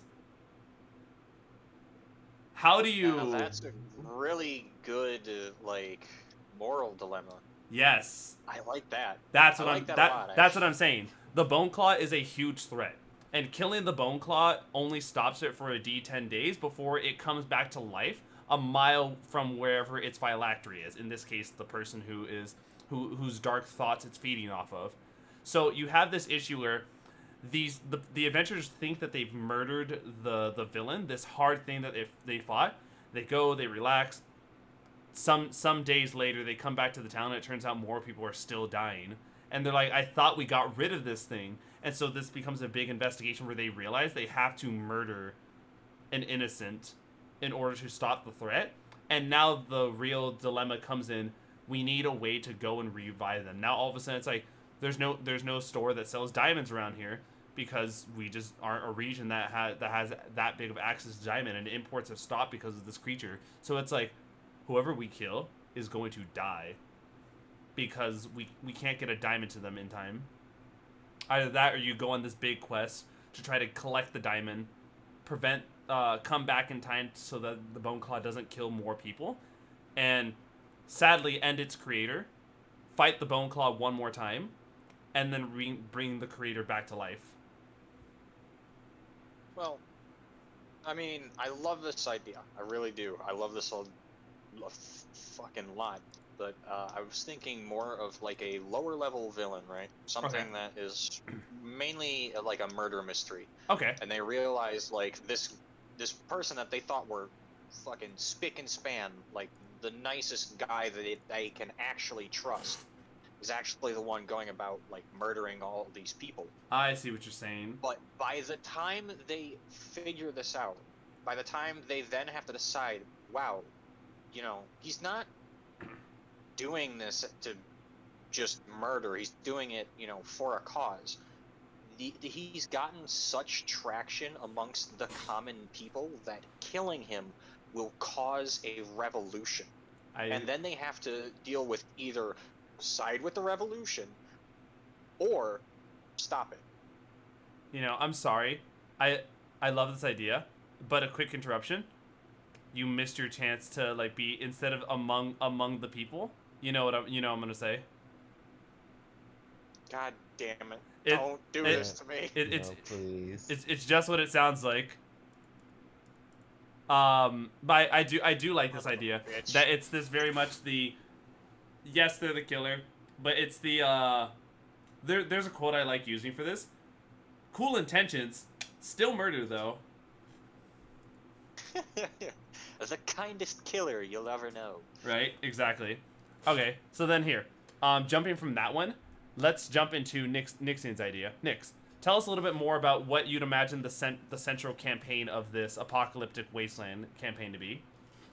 Well, it'd probably just follow the story of Fallout 1, just a bit modified to, include multiple people. So you go out into the wasteland. Refresh our memory, because I know there's some people here who... Yeah. Yeah, I know. So you have to go out into the wastelands from a vault, because the vault is missing a water chip, and it needs the water chip to survive. And you have like a set amount of days to find that water chip while exploring the wastelands. Okay. And yeah, you go out and do some quests for people along the way, such as like clearing out some raiders, or helping someone with finding some stuff. And yeah, you have to find that water chip. And then after that, the overseer, once you get the water chip, the overseer hints at a greater threat, the supermutants that you have to take care of. And you have to find their base and take them out as well, and take out the mastermind who's behind all of it. Okay. So very much a kind of a very standard setup to give our players more familiarity with the world, and then now that they are familiar with the world, throw the actual campaign at them. Yeah. Okay. And then so I guess like what makes the once again for those who don't know, what makes the overseer so intent on like you need to get rid of these people because is it a matter that they threaten their way of life, right? Yeah, they stand in their way of life because the supermutants need non-radiated humans to have to increase the army, and guess what the vault's full of? Non-radiated humans. Exactly.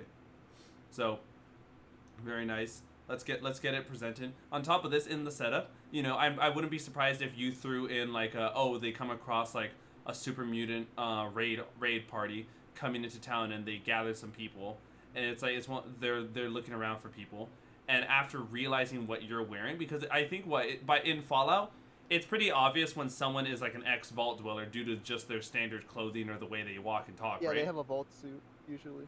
Yeah. So it's like a super mutant who sees like a vault dweller might be like a plot where it's like if they fail their perception checks, they fail to realize that the super mutants are trailing them. And once the super mutants follow them for so long and realize where the vault is, they're like, I'm gonna be back. I'm gonna go get some friends, and we're about to come over and fuck you guys' day over. Yeah. So then, if that is for our post-apocalypse, which I know we talked a good bit for, let's take a look over at Mex's idea for this Warhammer plot. Now, Warhammer is one that usually is very steeped in combat and in war. So tell me what you would do to really make this stand out from just a standard campaign that you would see in like a video game. Lots and lots of corn. For I know it's basically said Warhammer because of the magic and technology. Right. This is more of a reference, right? Yeah, I like kind of more the approach of kind of like Halo does, because like obviously there's magic and there's technology. Obviously, there's gonna be some infighting between those two groups or those two ways looking at situations. It'd be very interesting, especially since the party itself is gonna obviously be a mix of both.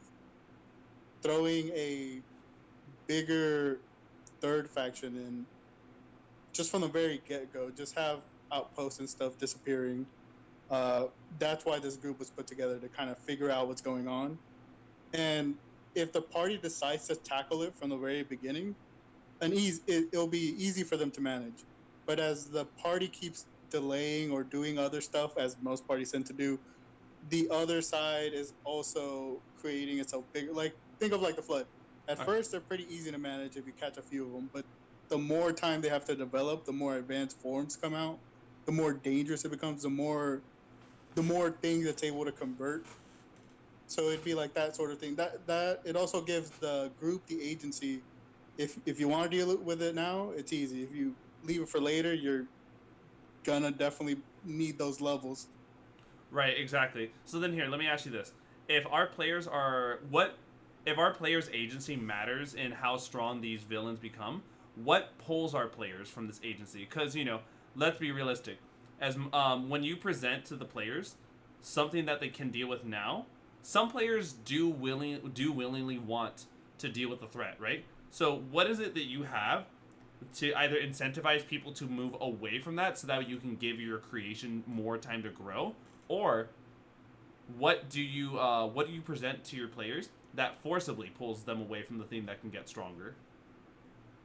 Well, I think I would have like a session or to be trying to discover what is going on and give them the idea there is something out there that is wiping out these things, but have people like maybe their commanders or NPCs in general just be like, oh, well, those were forts that nobody really paid attention to. That's why they were easily overrun, their own incompetence. Which would players be like, maybe it's not such a big threat. Maybe hand them a few side quests would be where they might get like some magic items or some special equipment that would entice some of the more like greedier players to convince the party, hey, let's go over here and get this because it's really cool. while letting them know in the background like stuff is still happening, but then it's up to them to decide: do we think it's something that we can tackle now, or should we wait and actually go and gather these amazing things that have been like hinted at towards us? Mm. So it's kind of like, at what point would a player decide we have enough stuff, let's go do it now? You know, that very much reminds me of, I don't know if you've been watching them, but, you know, it's pretty easy for us to reference the groups that I'm running. Tuesday group, for example. They are aware of Zardarok's fortress. It's right over there in the mountains near where the comet crashed. And so it's up to our players to choose when they are ready to go and fight Zardarok's fortress, while still understanding that Dwergar that are being sent out from the fortress are going out to collect Chardalin for something that they don't know what it's for. When the players do find out, which I can't wait, it's actually probably going to be very soon. Man, is it such like a big threat? It's fucking scary. Yeah, I like it because it plays on. Most people who especially play video games are, oh, there's that meme. I did it after facing the boss after I did every side quest. Right. Because most games have the boss and it's at a certain difficulty point. But as your party, gets stuff, as a DM, obviously you would have to go in and make sure that it's still a challenging thing. There's no point of them, oh, we have to spend 50 hours collecting all these things and the boss is like an easy thing. So either like the stronger they make themselves, obviously this force is also having time to make itself their equals, if not their betters. Mm-hmm. So it kind of incentivizes, like, it's up to their judgment. Do they think they can handle it? Do they think they still need to build up? And then at the final battle, they might be like, oh, well, we built ourselves perfectly. We were able to handle this. Or maybe we wasted too much time. It's kind of like that stuff that lets the players themselves think. Mm-hmm. Let me ask you this then. So, something of an example of this, where like the players are presented options to get stronger before the major threat is. Another reference. You recall how the Tuesday group, they're in the homebrew world. The main threat is that they've been aware from session 1 is the threat on the Isle as well as the Shadow Isles, right? Yeah. So they always have this option to start fighting it, but at some point in the campaign, they're doing their things. I think at some point they just kind of like forgot that they like had the option, like, oh, let's go to Rainbow City and go talk to them, only to see like, is that a fucking xenomorph? Kill it, shoot it. And then, upon shooting it, Nixon here finds out that, oh, wait a minute, why does it have the fucking magic from the Shadow Isles and it's coming back to life? Oh, fuck. And it was like, that was one of my favorite things to throw at my boys. I'm sorry, guys, for any worry that I gave you that the xenomorph was going to kill your Artificer character, Nix. But, man, I fucking loved that plot thread so much. Yeah, I liked it too because obviously at that point they had like devil fruits, they were decently leveled, and this one enemy, when faced with just one of their party, put him in like real danger. So it's kind of like, crap, are we actually using our time usefully? Is this just too strong for us? Should we keep going? It's kind of like it just has them second guessing, like, what exactly have they been doing to this point? Mm-hmm. So, here, with the idea of an ever-growing threat, let's take a look at, okay, I like this idea. What are examples from either games or from shows or movies where an ever-growing threat has been present since either the beginning or somewhere near the beginning of the overall story? Moving away from X so we can give others a chance to talk. Maybe Eli, do you have anything that comes to your mind when you think of an ever-growing threat, something that gets stronger throughout the course of the story, if not video game? I gotta say, most likely the only thing I can really think of is Alduin. I think that's his name. Okay. From Skyrim. Yes, that is his name. Because Okay. In Skyrim, the main thing is like what Alduin doesn't really like. As much as it's kind of like you can choose to face Alduin whenever you want, it's implied that he's going around reviving dragons for some army, right? Yes. So that's the biggest example. And then like if you needed like another example, I guess my best Mirac. one would be like Mass Effect. Ooh, that's a good one. That's a good one. Yeah. All right, and then here, Bird. What about you? Any ideas of like over like some sort of like overarching threat that's gonna be getting worse over time? And if you don't have anything, that's fine. I can't exactly think of anything that genuinely gets harder off the top of my head, but something that reminds me of the same idea is it's also from Skyrim, but in the Dragonborn DLC, once you actually meet Mirac, the main villain of it, um, it becomes an entire thing where when you go to absorb a dragon soul, there's a chance that he will appear out of nowhere and take it instead. And it becomes like, man, I need to, do this now before he gets stronger than, I am, through taking these souls from me, before I can take them. And, I mean, he doesn't technically get any stronger. Right. It's more of a it's more of a thematic thing that makes the player worry if they're spending their time wisely. Hence the reason for this topic. Yeah. Yeah. It doesn't actually change anything by any means, but it certainly puts that idea of I need to be focusing on this. I need to do this, because otherwise, he's going to be a major problem when I finally reach him. So here, rather than let's do this for an example. If you guys were to understand that your players are you're seeing your players start to like kind of almost take advantage of like the fact that the threat isn't affecting them.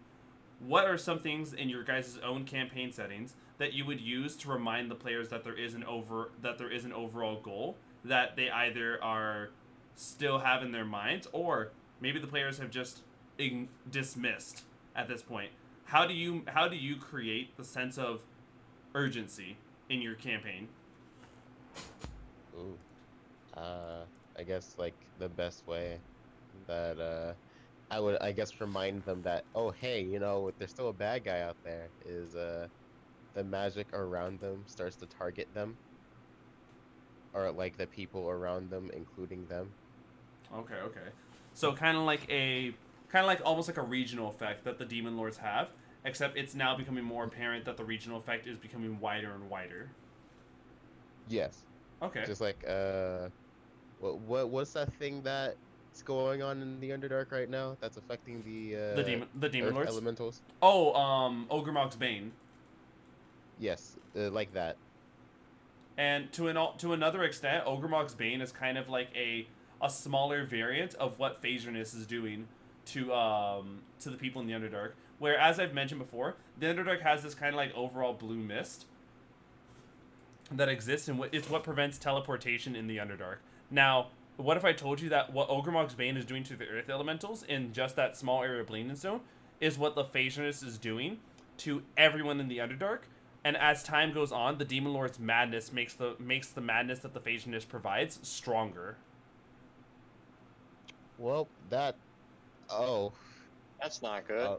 It's not. Yeah, no. It's not, and it's going to become more abundant because, as you've seen in Monday's last session, when they get to Neverlight Grove, they get there, and by that point, all the Myconids are like kind of under Zugmoy's effects, right? And it was probably also easy for them to fall under it just because they're Myconids. She's also like a lady of fungi. But that's a huge example of how like a regional effect has affected these creatures and why there were demons in the area.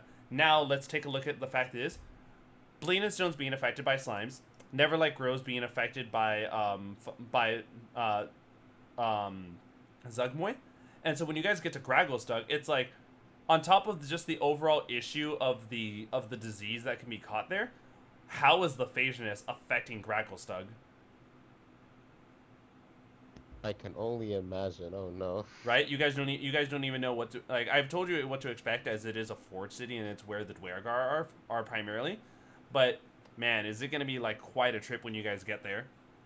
But here, let me listen to. Now let's heading back to the whole nuclear wasteland. Nixian, your players are ignoring the idea and are kind of dismissing the fact that maybe the vault doesn't matter too much to them, or at this point they found other places. How would you create a sense of urgency for your players that the vault matters to them, or that they are also being affected by what the super mutants are want? Well, so for the first part of it, where they have to find the water chip, they have a set amount of time to find it, or else the vault will run out of water, and they pretty much just instantly fail their mission, Mm-hmm. and campaign's over. For the second part of it, it's not much of a time limit, but the longer they take to take care of the problem, more and more towns will get wiped out by the super mutants that try to invade. Mm-hmm. And so, let's say, for example, like what?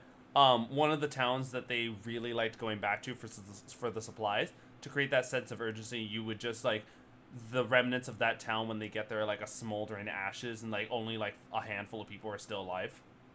Yeah, that sounds good. Yeah. So then here, if that's the obvious way to run the super mutant, the players now are all like, let's say for example you give them 3 weeks, right, or even 4 weeks to go and collect this water chip, depending on how the campaign goes. Yeah. What if the players are ignoring this because they have found a settlement that no longer like that they know that they now drive as more engaging than the vaults? What would you do to make the players care about the water? That's a good one. Probably, I don't know, have the overseer send out some other vault dweller envoys to help remind them of their mission. If not, like, they'll come across like dead.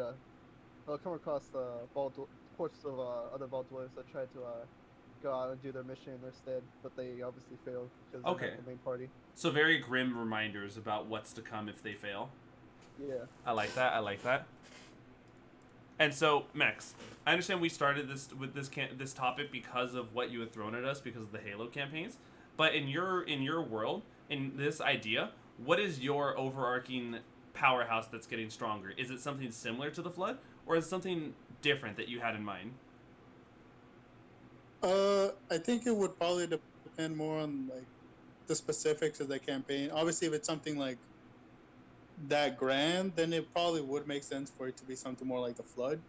But it could simply be something like, just because I'm rewatching it, Game of Thrones, where it's something that's always been there, but it's been so long since it's been active that it's out of people's minds, like the White Walkers. Mm-hmm. So it's something that's been there since even before the people got to that land, but it's like it's just now waking from a cycle of dormancy that it's had.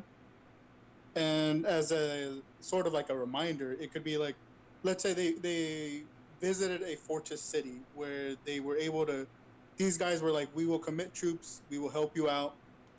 If they take too long, by the time they do get back to the city, it's been overrun. Most of its forces have been wiped out. As a reminder, like, this is getting a lot more serious than they probably at first are suspecting. Mm-hmm. So then, let's take that idea and let's now run this. In the Game of Thrones, it's not just the White Walkers, right? For those who aren't of that perspective or don't care about that perspective, Daenerys also kind of has her own agency that she is growing throughout the campaign, right? Yeah, for sure. Right. So, like, imagine this. It's like, to create an issue in which the players are like, let's go deal with this right now. Now, to make the stakes even higher, they have to realize probably the reason why they don't go for the obvious endgame threat that is going to be a problem by the time it comes up is because there are other things that are more apparently dangerous because they've been given the right amount of time to grow. And so in the time that they take to deal with these other threats that at the moment are bigger threats than what is currently being built up, by the time they finish with these threats, all right, now we can, fuck, we've taken too long doing everything else that we had to do. And it's like, now the threat's here on our doorsteps. Yeah, I think the show did that really well because it has all the battles between all the people who want to be king, and that to those people is a pressing issue, right? Yeah. Because obviously, if you lose that fight, that's it. You're going to die. It won't matter what the threat in the future is, but it's also slowly being trickled into their mind that they need to resolve this quickly because there is a growing threat outside of their immediate situations. Let's see. All right then. Okay. So we've talked about what it is to create to make your campaign and your main quest be a constant reminder. We know how to set it up, but now here's an interesting idea I want to throw at your guys' way. Okay. Where does your story start? How do you imagine your story beginning? And how do you use this beginning to create a sense of that the players are either the ones or among the ones that can do it? For the apocalypse, I'm pretty sure it's gonna be pretty obvious because the vault will kind of force them to. So let me start with that one as it is the most apparently easy one to explain. But I want to see what you would do in the beginning to help get them more familiar with the vault and maybe get them more accustomed to it. Nix? Well, they'll probably explore the vault a bit and be able to talk with some of the NPCs there. And I'll get like a feel for how the environment is there, and how safe it is compared to going outside the wastes. Then let me ask you this. Everyone who's played a Fallout game knows that the vaults aren't really safe havens. They're more experiments than they are anything else. Yeah. So, what would you do to make your vaults a apparent safe haven, only for them to realize that as much as this is home to them, it's kind of not a home. How do you imagine your vaults that you be starting your players in? Is it like a vault that has a lot of animals because they wanted to utilize this to see how well humans and animals would mix well inside a contained environment for years? Is it something that introduces a type of like heating and cooling system just to fuck with the people's like internal temperatures? What would you do to make this vault a vault?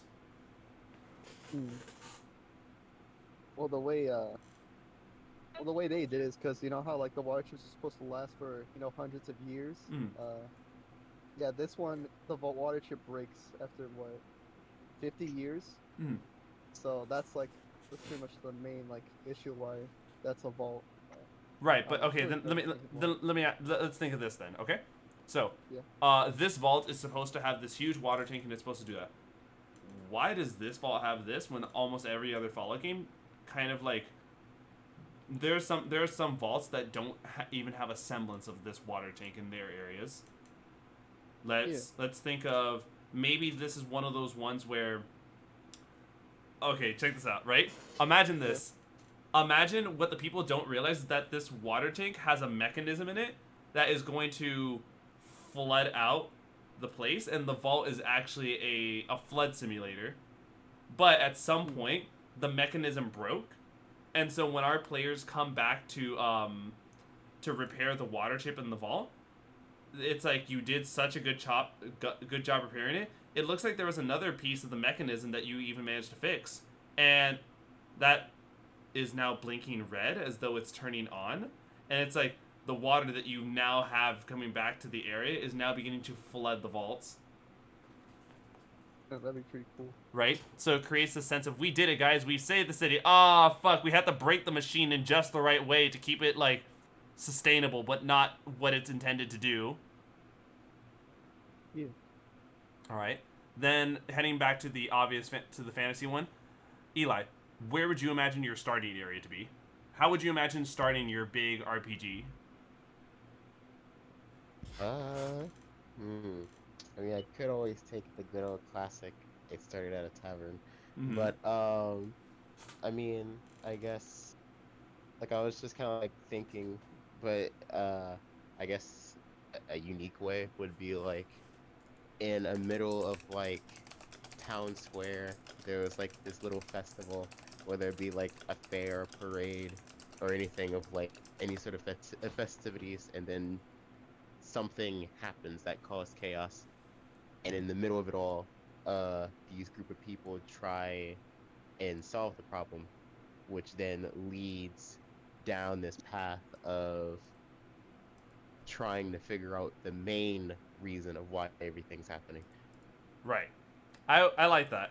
I like the idea of whenever you take a look at festivals, a time of like joy and stuff. It creates kind of like a, hey, look, it's safe here, but then let's do the starting hook adventure and realize either something is attempting to fuck with this, or what if the festival is actually kind of like a dark thing. There's so many different ways you can throw it with just the starting location, and so many different ways you can branch out from it.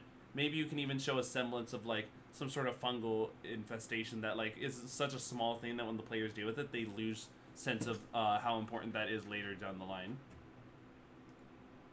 But Yes. let's take a look then over at our good old pal Bird. Muse. How would you start your campaign? Oh boy. Now going, I'm assuming along the same lines as what I've been discussing previously with like the murderer or whatever. I'd probably have to say like it's a big bustling like merchant city, super rich. It's got like all these different stalls and marketplaces and things to buy and stuff like that. Mhm. And you know the adventurers are there for whatever personal reasons they may have to be in this large city. Obviously, something that would need to be worked out between player and DM on like a session 0 type thing.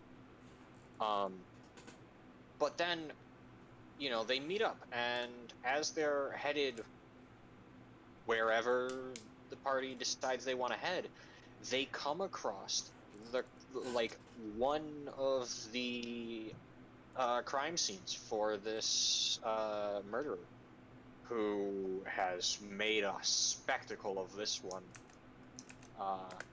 And there are, you know, obviously guards there to ask what happened, or, you know, like how can they help, stuff like that. And that's where things get a little bit more interesting as intrigue starts to grow. Right, right. Let's take a look at this then. So, I don't know if you're available to answer, but how would you want to start your space western if you wanted to, Skittles? And it's fine if you want to message something so I can see. We can understand if you're about to be busy.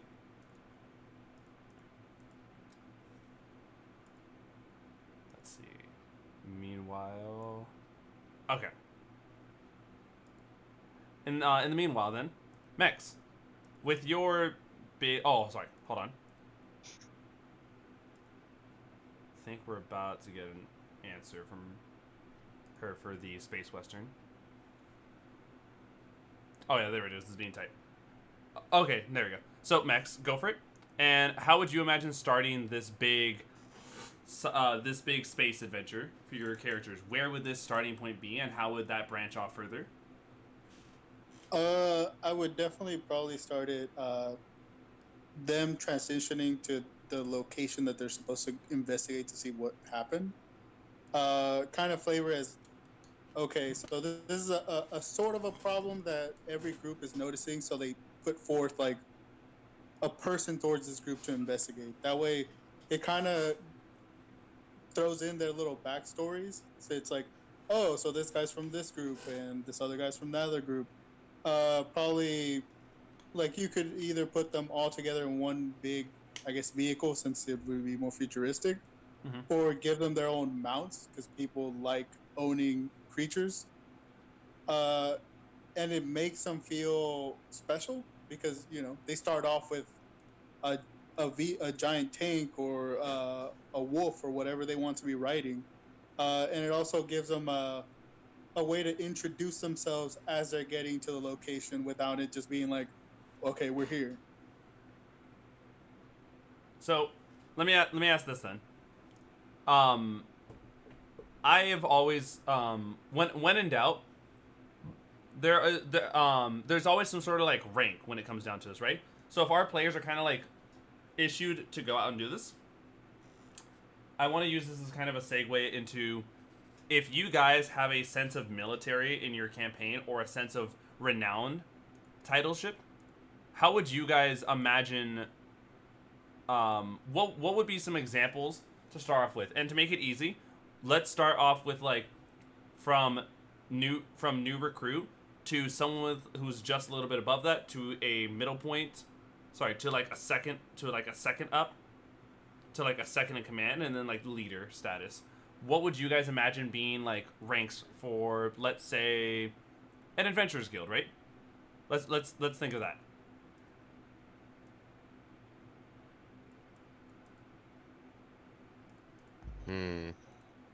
So, of course, of course, like the whole, I guess, quote quote leaders or factions. Of course, they're all gonna be like mage based. Okay.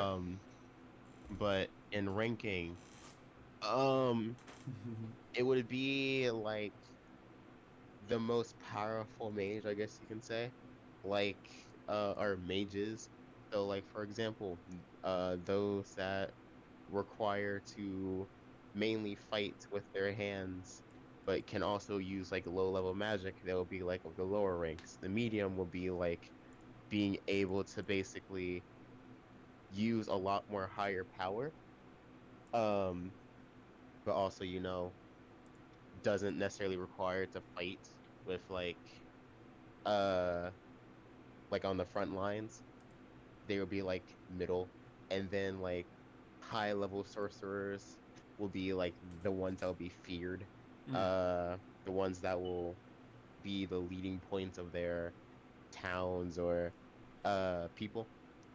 The ones that will be like have like legends told of them, like, oh, they can wipe out a whole town with like a fireball, for example, You and know, nuke the whole village. you're what you're saying is very much reminding me. So you're so big into high magic fantasy. Have you did you ever in your time looking through the D&D stuff ever hear of the Netherese Empire? I have not.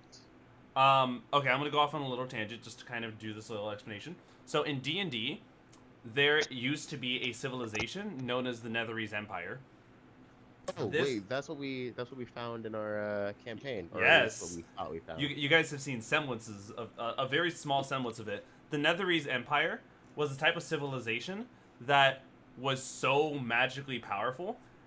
Um, archmages that had their own cities had to form their own cities by cutting off a tip of a mountaintop, turning it upside down, and using an anti-gravitational like orb to keep it aloft in the air, and have these floating cities. There's a Elder Scrolls book about something like that. Yeah. And so There is, the actually. Netherese Empire has been along for a long time, and it was a time in D&D where 10th, 11th, and 12th level spells existed. Funny enough, those spells were really powerful. So if a ninth level, if one of the biggest examples of a ninth level spell is like Meteor Swarm, where you can bring down 4 meteors that are each like 40 feet in diameter. What if I told you about a 10th level spell, which is literally the ability to create an earthquake or a volcano or a tsunami, and then 11th level spells are spells that can allow you to travel through the cosmos, again go from planet to planet, and the 12th level spell, which there is only one named 12th level spell, is to kill a god and take its place. What the fuck? Yeah. Oh. There was one, and so the Netherese wizard who made this spell, this is the first 12th level spell in existence. He was so powerful he did this, but there was one issue. He killed the goddess of magic and took her place, but in the time that he killed her, because he didn't know what the roles of being a god of magic was, magic fell out of whack, and for, I think it was like a good amount of time, magic did not exist in the world. For so long, and one of the biggest issue was any magic items, spellcasters, and items that were magic based just ceased to stop working. An example, every single one of the Netherese floating cities. And so these cities that were flying so high they were above the clouds came crashing down to the earth. And an entire The, oh sorry, what was it? freaking Chaos Dragon I forgot the name for them. I'm sorry. No, it's okay. The ones that only show up like cataclysmic dragons, I think. Yeah. And cataclysmic dragons are really huge, and there are, I think, some that are representatives of like wild and anti-magic.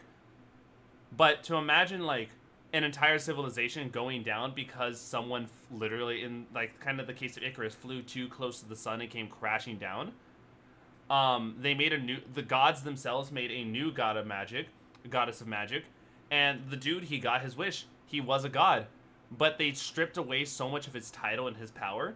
He became the god of failure, and he was forever just the knowledge of him became lost to time, and he became an old one when it comes to like gods that have been forgotten about and have lost their power and their fall from grace, but still never got corrupted. That is like one of the biggest things about the Netherese Empire. And if we take a look at like the Netherese, let's see, map of Faerun, the Netherese Empire, you can still see where it is, because this is, this might take a while. Oh, fucking, hold on. Let's see. Map of Faerun. Oh, yeah. I have the high, so I have this map as like a digital print that I'm still waiting to go to like a Costco or something to go get it printed out. But do you see this area where it's called the Plain of Standing Stones, and like this entire desert area? Yes. This was how big the Netherese Empire was. Oh. And to give you a retrospect, your guys' Monday campaign is happening in this little area. You can see, here's Menzo Baranzan, and here's Gonzalgrim. These are the two furthest edges of your guys' campaign from east to west, with a little bit going further south of here. But this entire region is just the different cities and stuff. None of these are so big that they're actually like their own empire. This was the fucking Netherese Empire over here. And all of this came crashing down and like the epicenter of it is the Plain of Standing Stones. These are supposed to be the remnants of the cities that fell. Well then, oh, okay. Mm-hmm. Damn. Yeah. It's crazy. It's crazy how the backstory and the lore behind D&D throughout the different editions has like just expanded and gotten even crazier. But so that would be a way of like, you know, an example of ranking systems in Magic, where like even people who become so high Magic that they can control their own stuff. Bert, I don't know exactly, like, because from what you're saying, it doesn't sound like there'd be so much of a ranking system, more than like maybe a ranking system amongst the psychological horrors that could happen. But if you were to implement some sort of rank system that your characters can join through either a guild or a faction, what would you imagine it? I would imagine... It is fine to say that your world doesn't have anything of such. Not every world has to have every aspect of fantasy. I'd imagine there is, but for the overarching plot of like the campaign I've described, I'd imagine if they were to join anything, it would likely be a mercenary company who has been, you know, bought out to try and buy like a noble or something, you know, a noble or a rich merchant to take care of the murder problem. Okay. Let's see.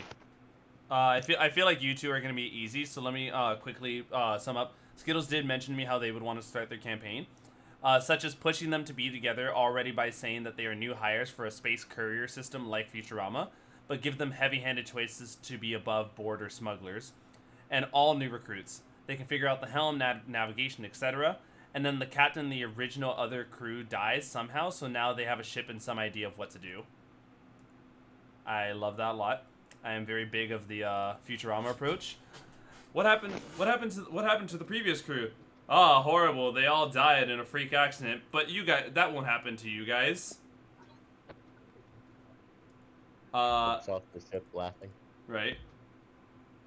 So Nix, if you had to take like a type of faction that you would want to make in your post-apocalyptic world, what faction would you want to make, and how would you imagine like a ranking system for your players to potentially be a part of?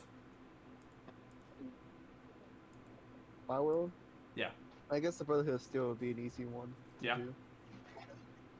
Because with the Brotherhood of Steel, they're not really particular to outsiders, but if you do some sort of impossible mission for them, like go into a heavily irradiated area and get a disc for them, Mm-hmm.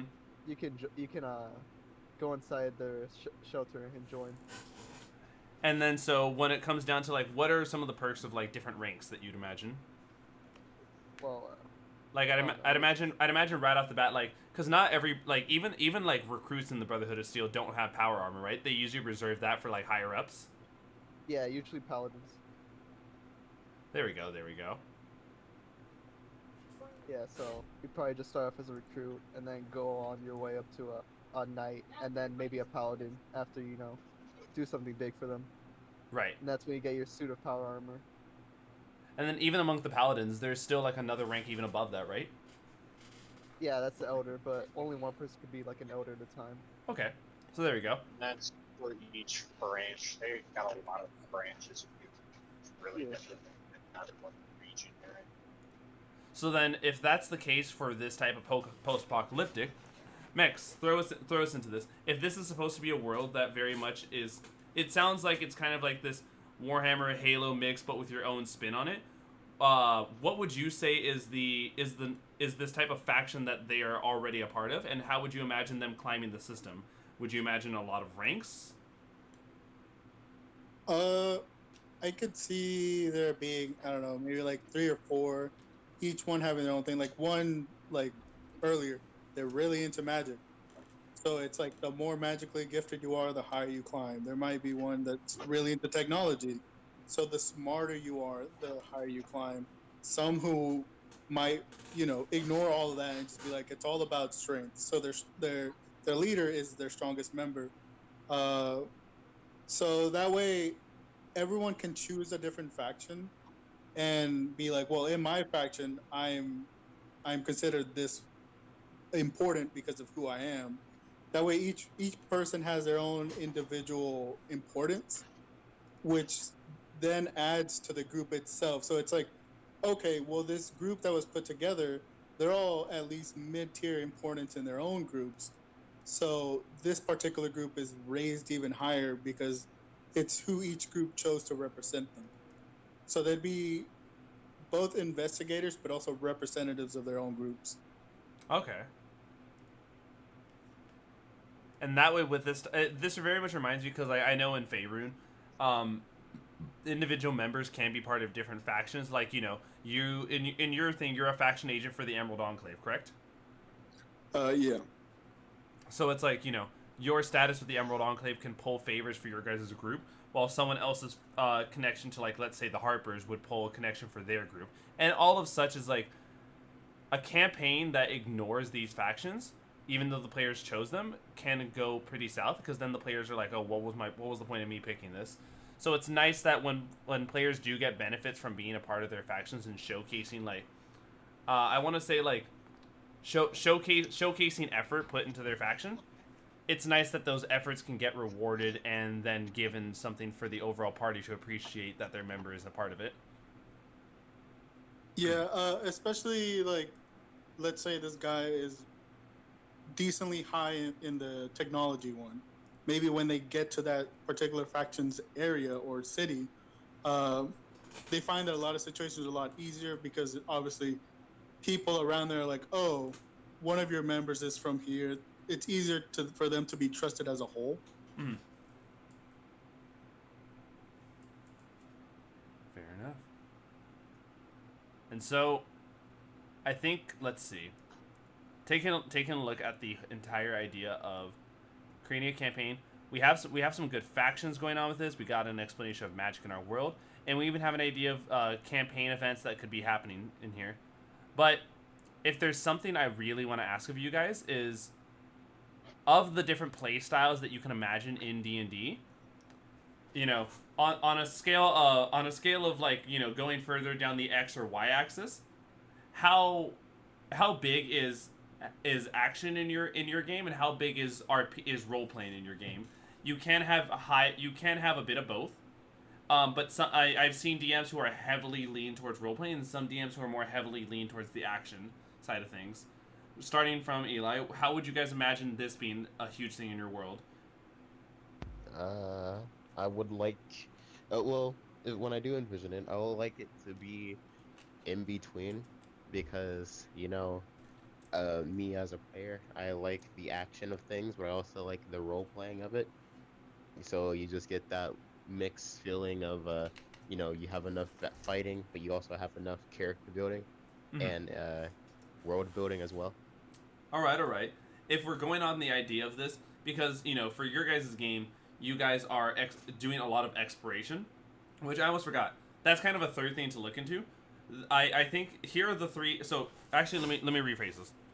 The three pillars of D&D are as follows: combat, exploration, and social and role playing. So with these three pillars, how much of them do you take in? Are you more of someone who enjoys the adventure of the campaign? And so while the players are going around different areas, maybe there's not that much that they run into as far as combat, or maybe there's a lot they run into as far as combat and not as much roleplay because these areas are more like dangerous and less civilized. How do you take these three pillars and imagine which one you lean more on? Hmm. Well, I can't specifically say like, okay, so I will do this. I will describe it the best I can. Okay. Um, like, um, I would like them to at least be able to explore their surroundings while, you know, knowing that there's danger. So that, like let's say they stumble across like an abandoned village. They can choose to, go in there and explore. If they find anything, whether it be like a person just having their own fun time in like these ruined houses because they're comfortable, they can speak to them. Um, they can explore more of the places, interact with NPCs that might be, friendly, and also stumble across like hostiles, whether it be like the pack of like wolves that decided to come across for like feeding, um, or just like people gone mad or desperate. Okay. Okay. I like the sense of like dangerous environments for your campaign. It sounds like something that once again it sounds like you are more exploration based, and because of the fact that these regions can be dangerous, combat is something that can very much follow suit with social interactions coming to any safe regions that they explore. Yeah, Let's take a look then from this high magic fantasy, and let's bounce over to the psychological horror. And once again, understanding that the three pillars of D&D, combat, exploration, and roleplay, which one are you leaning more on towards, and which one's kind of your secondary fallback, Bird? Um, Obviously, it's mainly like a lot of role play. Like, how do the players want to deal with these situations? How do they want to interact with the world around them? Um, but a good follow-up beyond that would probably be um, combat. Combat within exploration. Heavy exploration. Because obviously there's no real, like, they don't need to solve these murders at all if they don't really want to. And in fact, after enough time trying to track down said murderer, they might decide, he's not doing anything to, like, harm the people. He's strategically, taking out people who are, you know, hurting the common man and Mm. might decide this isn't worth, chasing. This isn't. Right. And so something I want to do with my life. this is very much as much as I think the exploration is huge, it sounds to me more like your campaign is more roleplay heavy because there's a lot of like moral options that they can make here. And so while it feels like this is one of those things where it's such a small environment that it's very much roleplay centric. Combat falls as a secondary for when things can't be handled diplomatically. And then the exploration less comes from them overall exploring the overall region and more exploring the individual like dense city or town that they are a part of or that the campaign takes place in. All right. I would like to give them the chance to I say escape, but not necessarily escape. Right. But like leave said town and explore a world that does have like other things for them to do if they so choose. That's good. And then sorry, go for it. Sorry, I can't think of anything. It is okay. In this case, Nyx. So, I'm very interested into what your answer is in this. Of the three pillars, which one do you think your campaign would lean most on, and which one does it lean secondly on? Well, given that I really like combat, but you know this is Fallout, I guess roleplay would be the most heavily like leaned on because you know your choices to influence the world and like and how people like interact with you. And I guess I'll put combat as the second pillar since I really like combat. Using different guns in Fallout is really, really great. So let me ask this then. I understand that it's not to say that exploration is, frowned upon, but why is exploration not that big in a Fallout campaign? Well, it is pretty big, but I don't know. With Fallout 1, there isn't like that many locations compared to like Fallout titles. Right, exactly. Because in Fallout 1, it's like maybe there's a handful of locations. And so the exploration is less of, oh, let me go explore the wasteland, because you have a drive to get to. You have a mission to accomplish.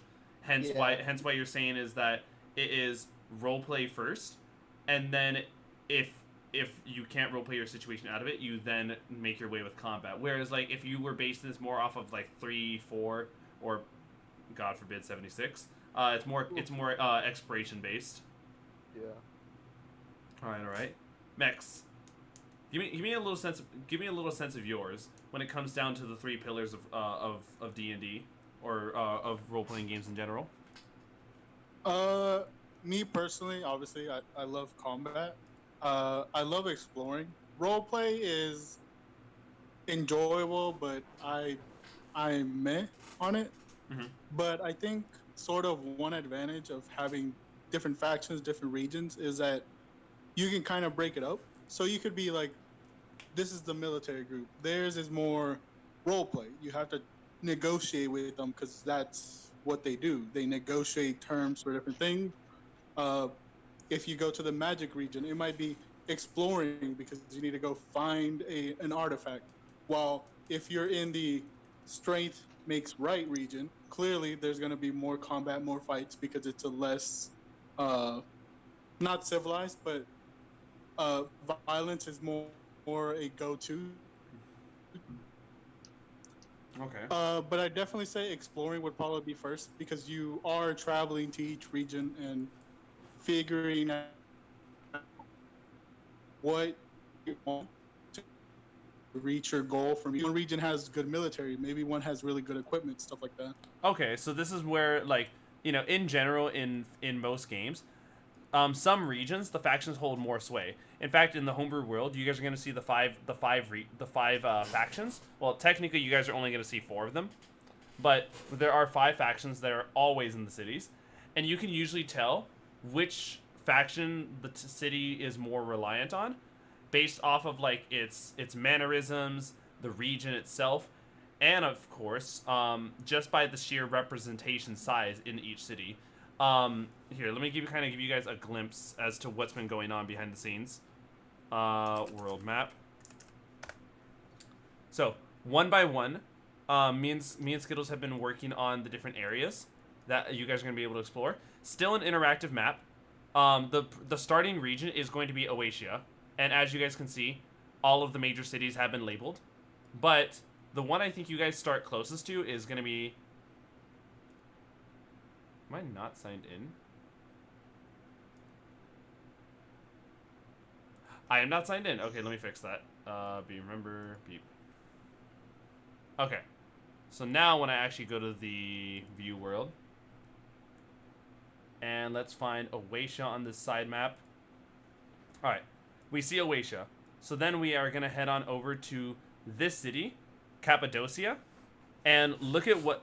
We found a generator to work on each of these individual major cities. Take a look at this, guys.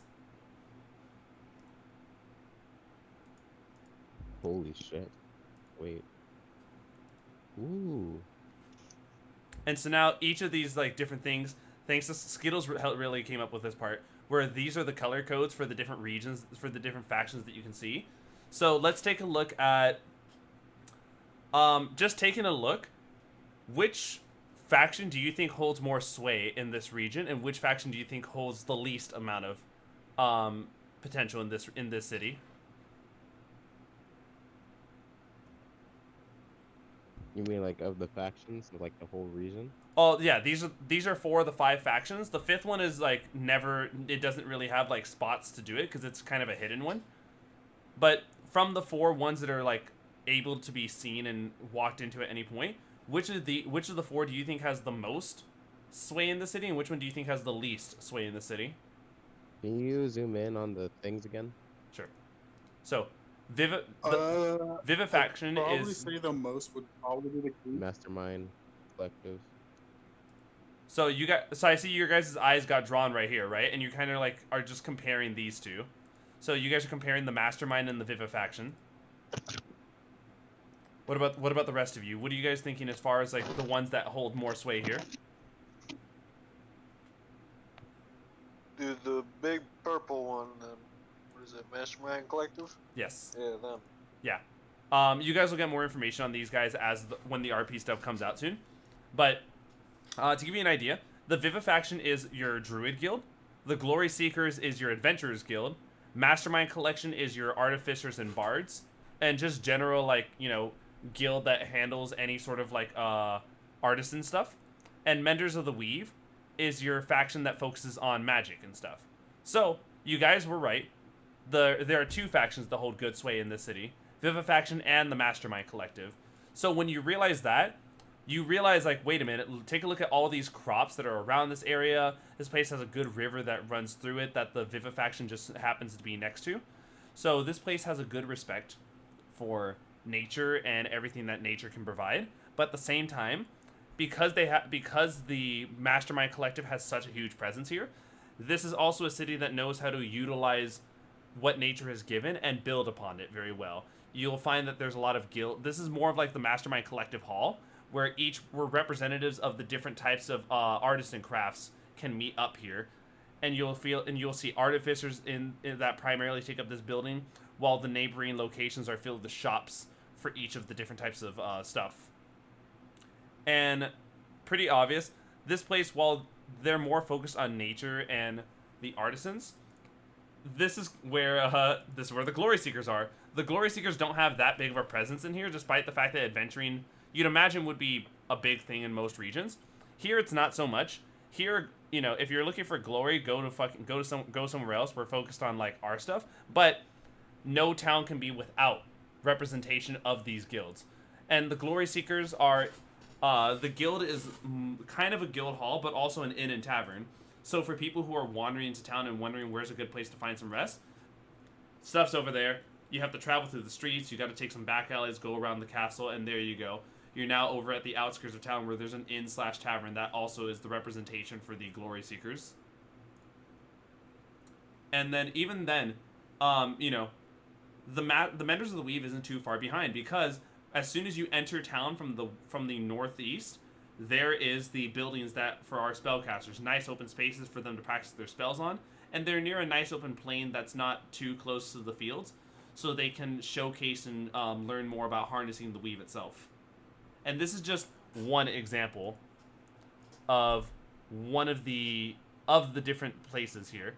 I think we had also finished up Sablani. And same thing, taking a look at Sablani, you can tell which one holds more sway here. And if we take a look at Stonekeep is like, wow. Take a look at how little representation some guilds have compared to others that have like an entire fucking chunk of the city in the center to themselves.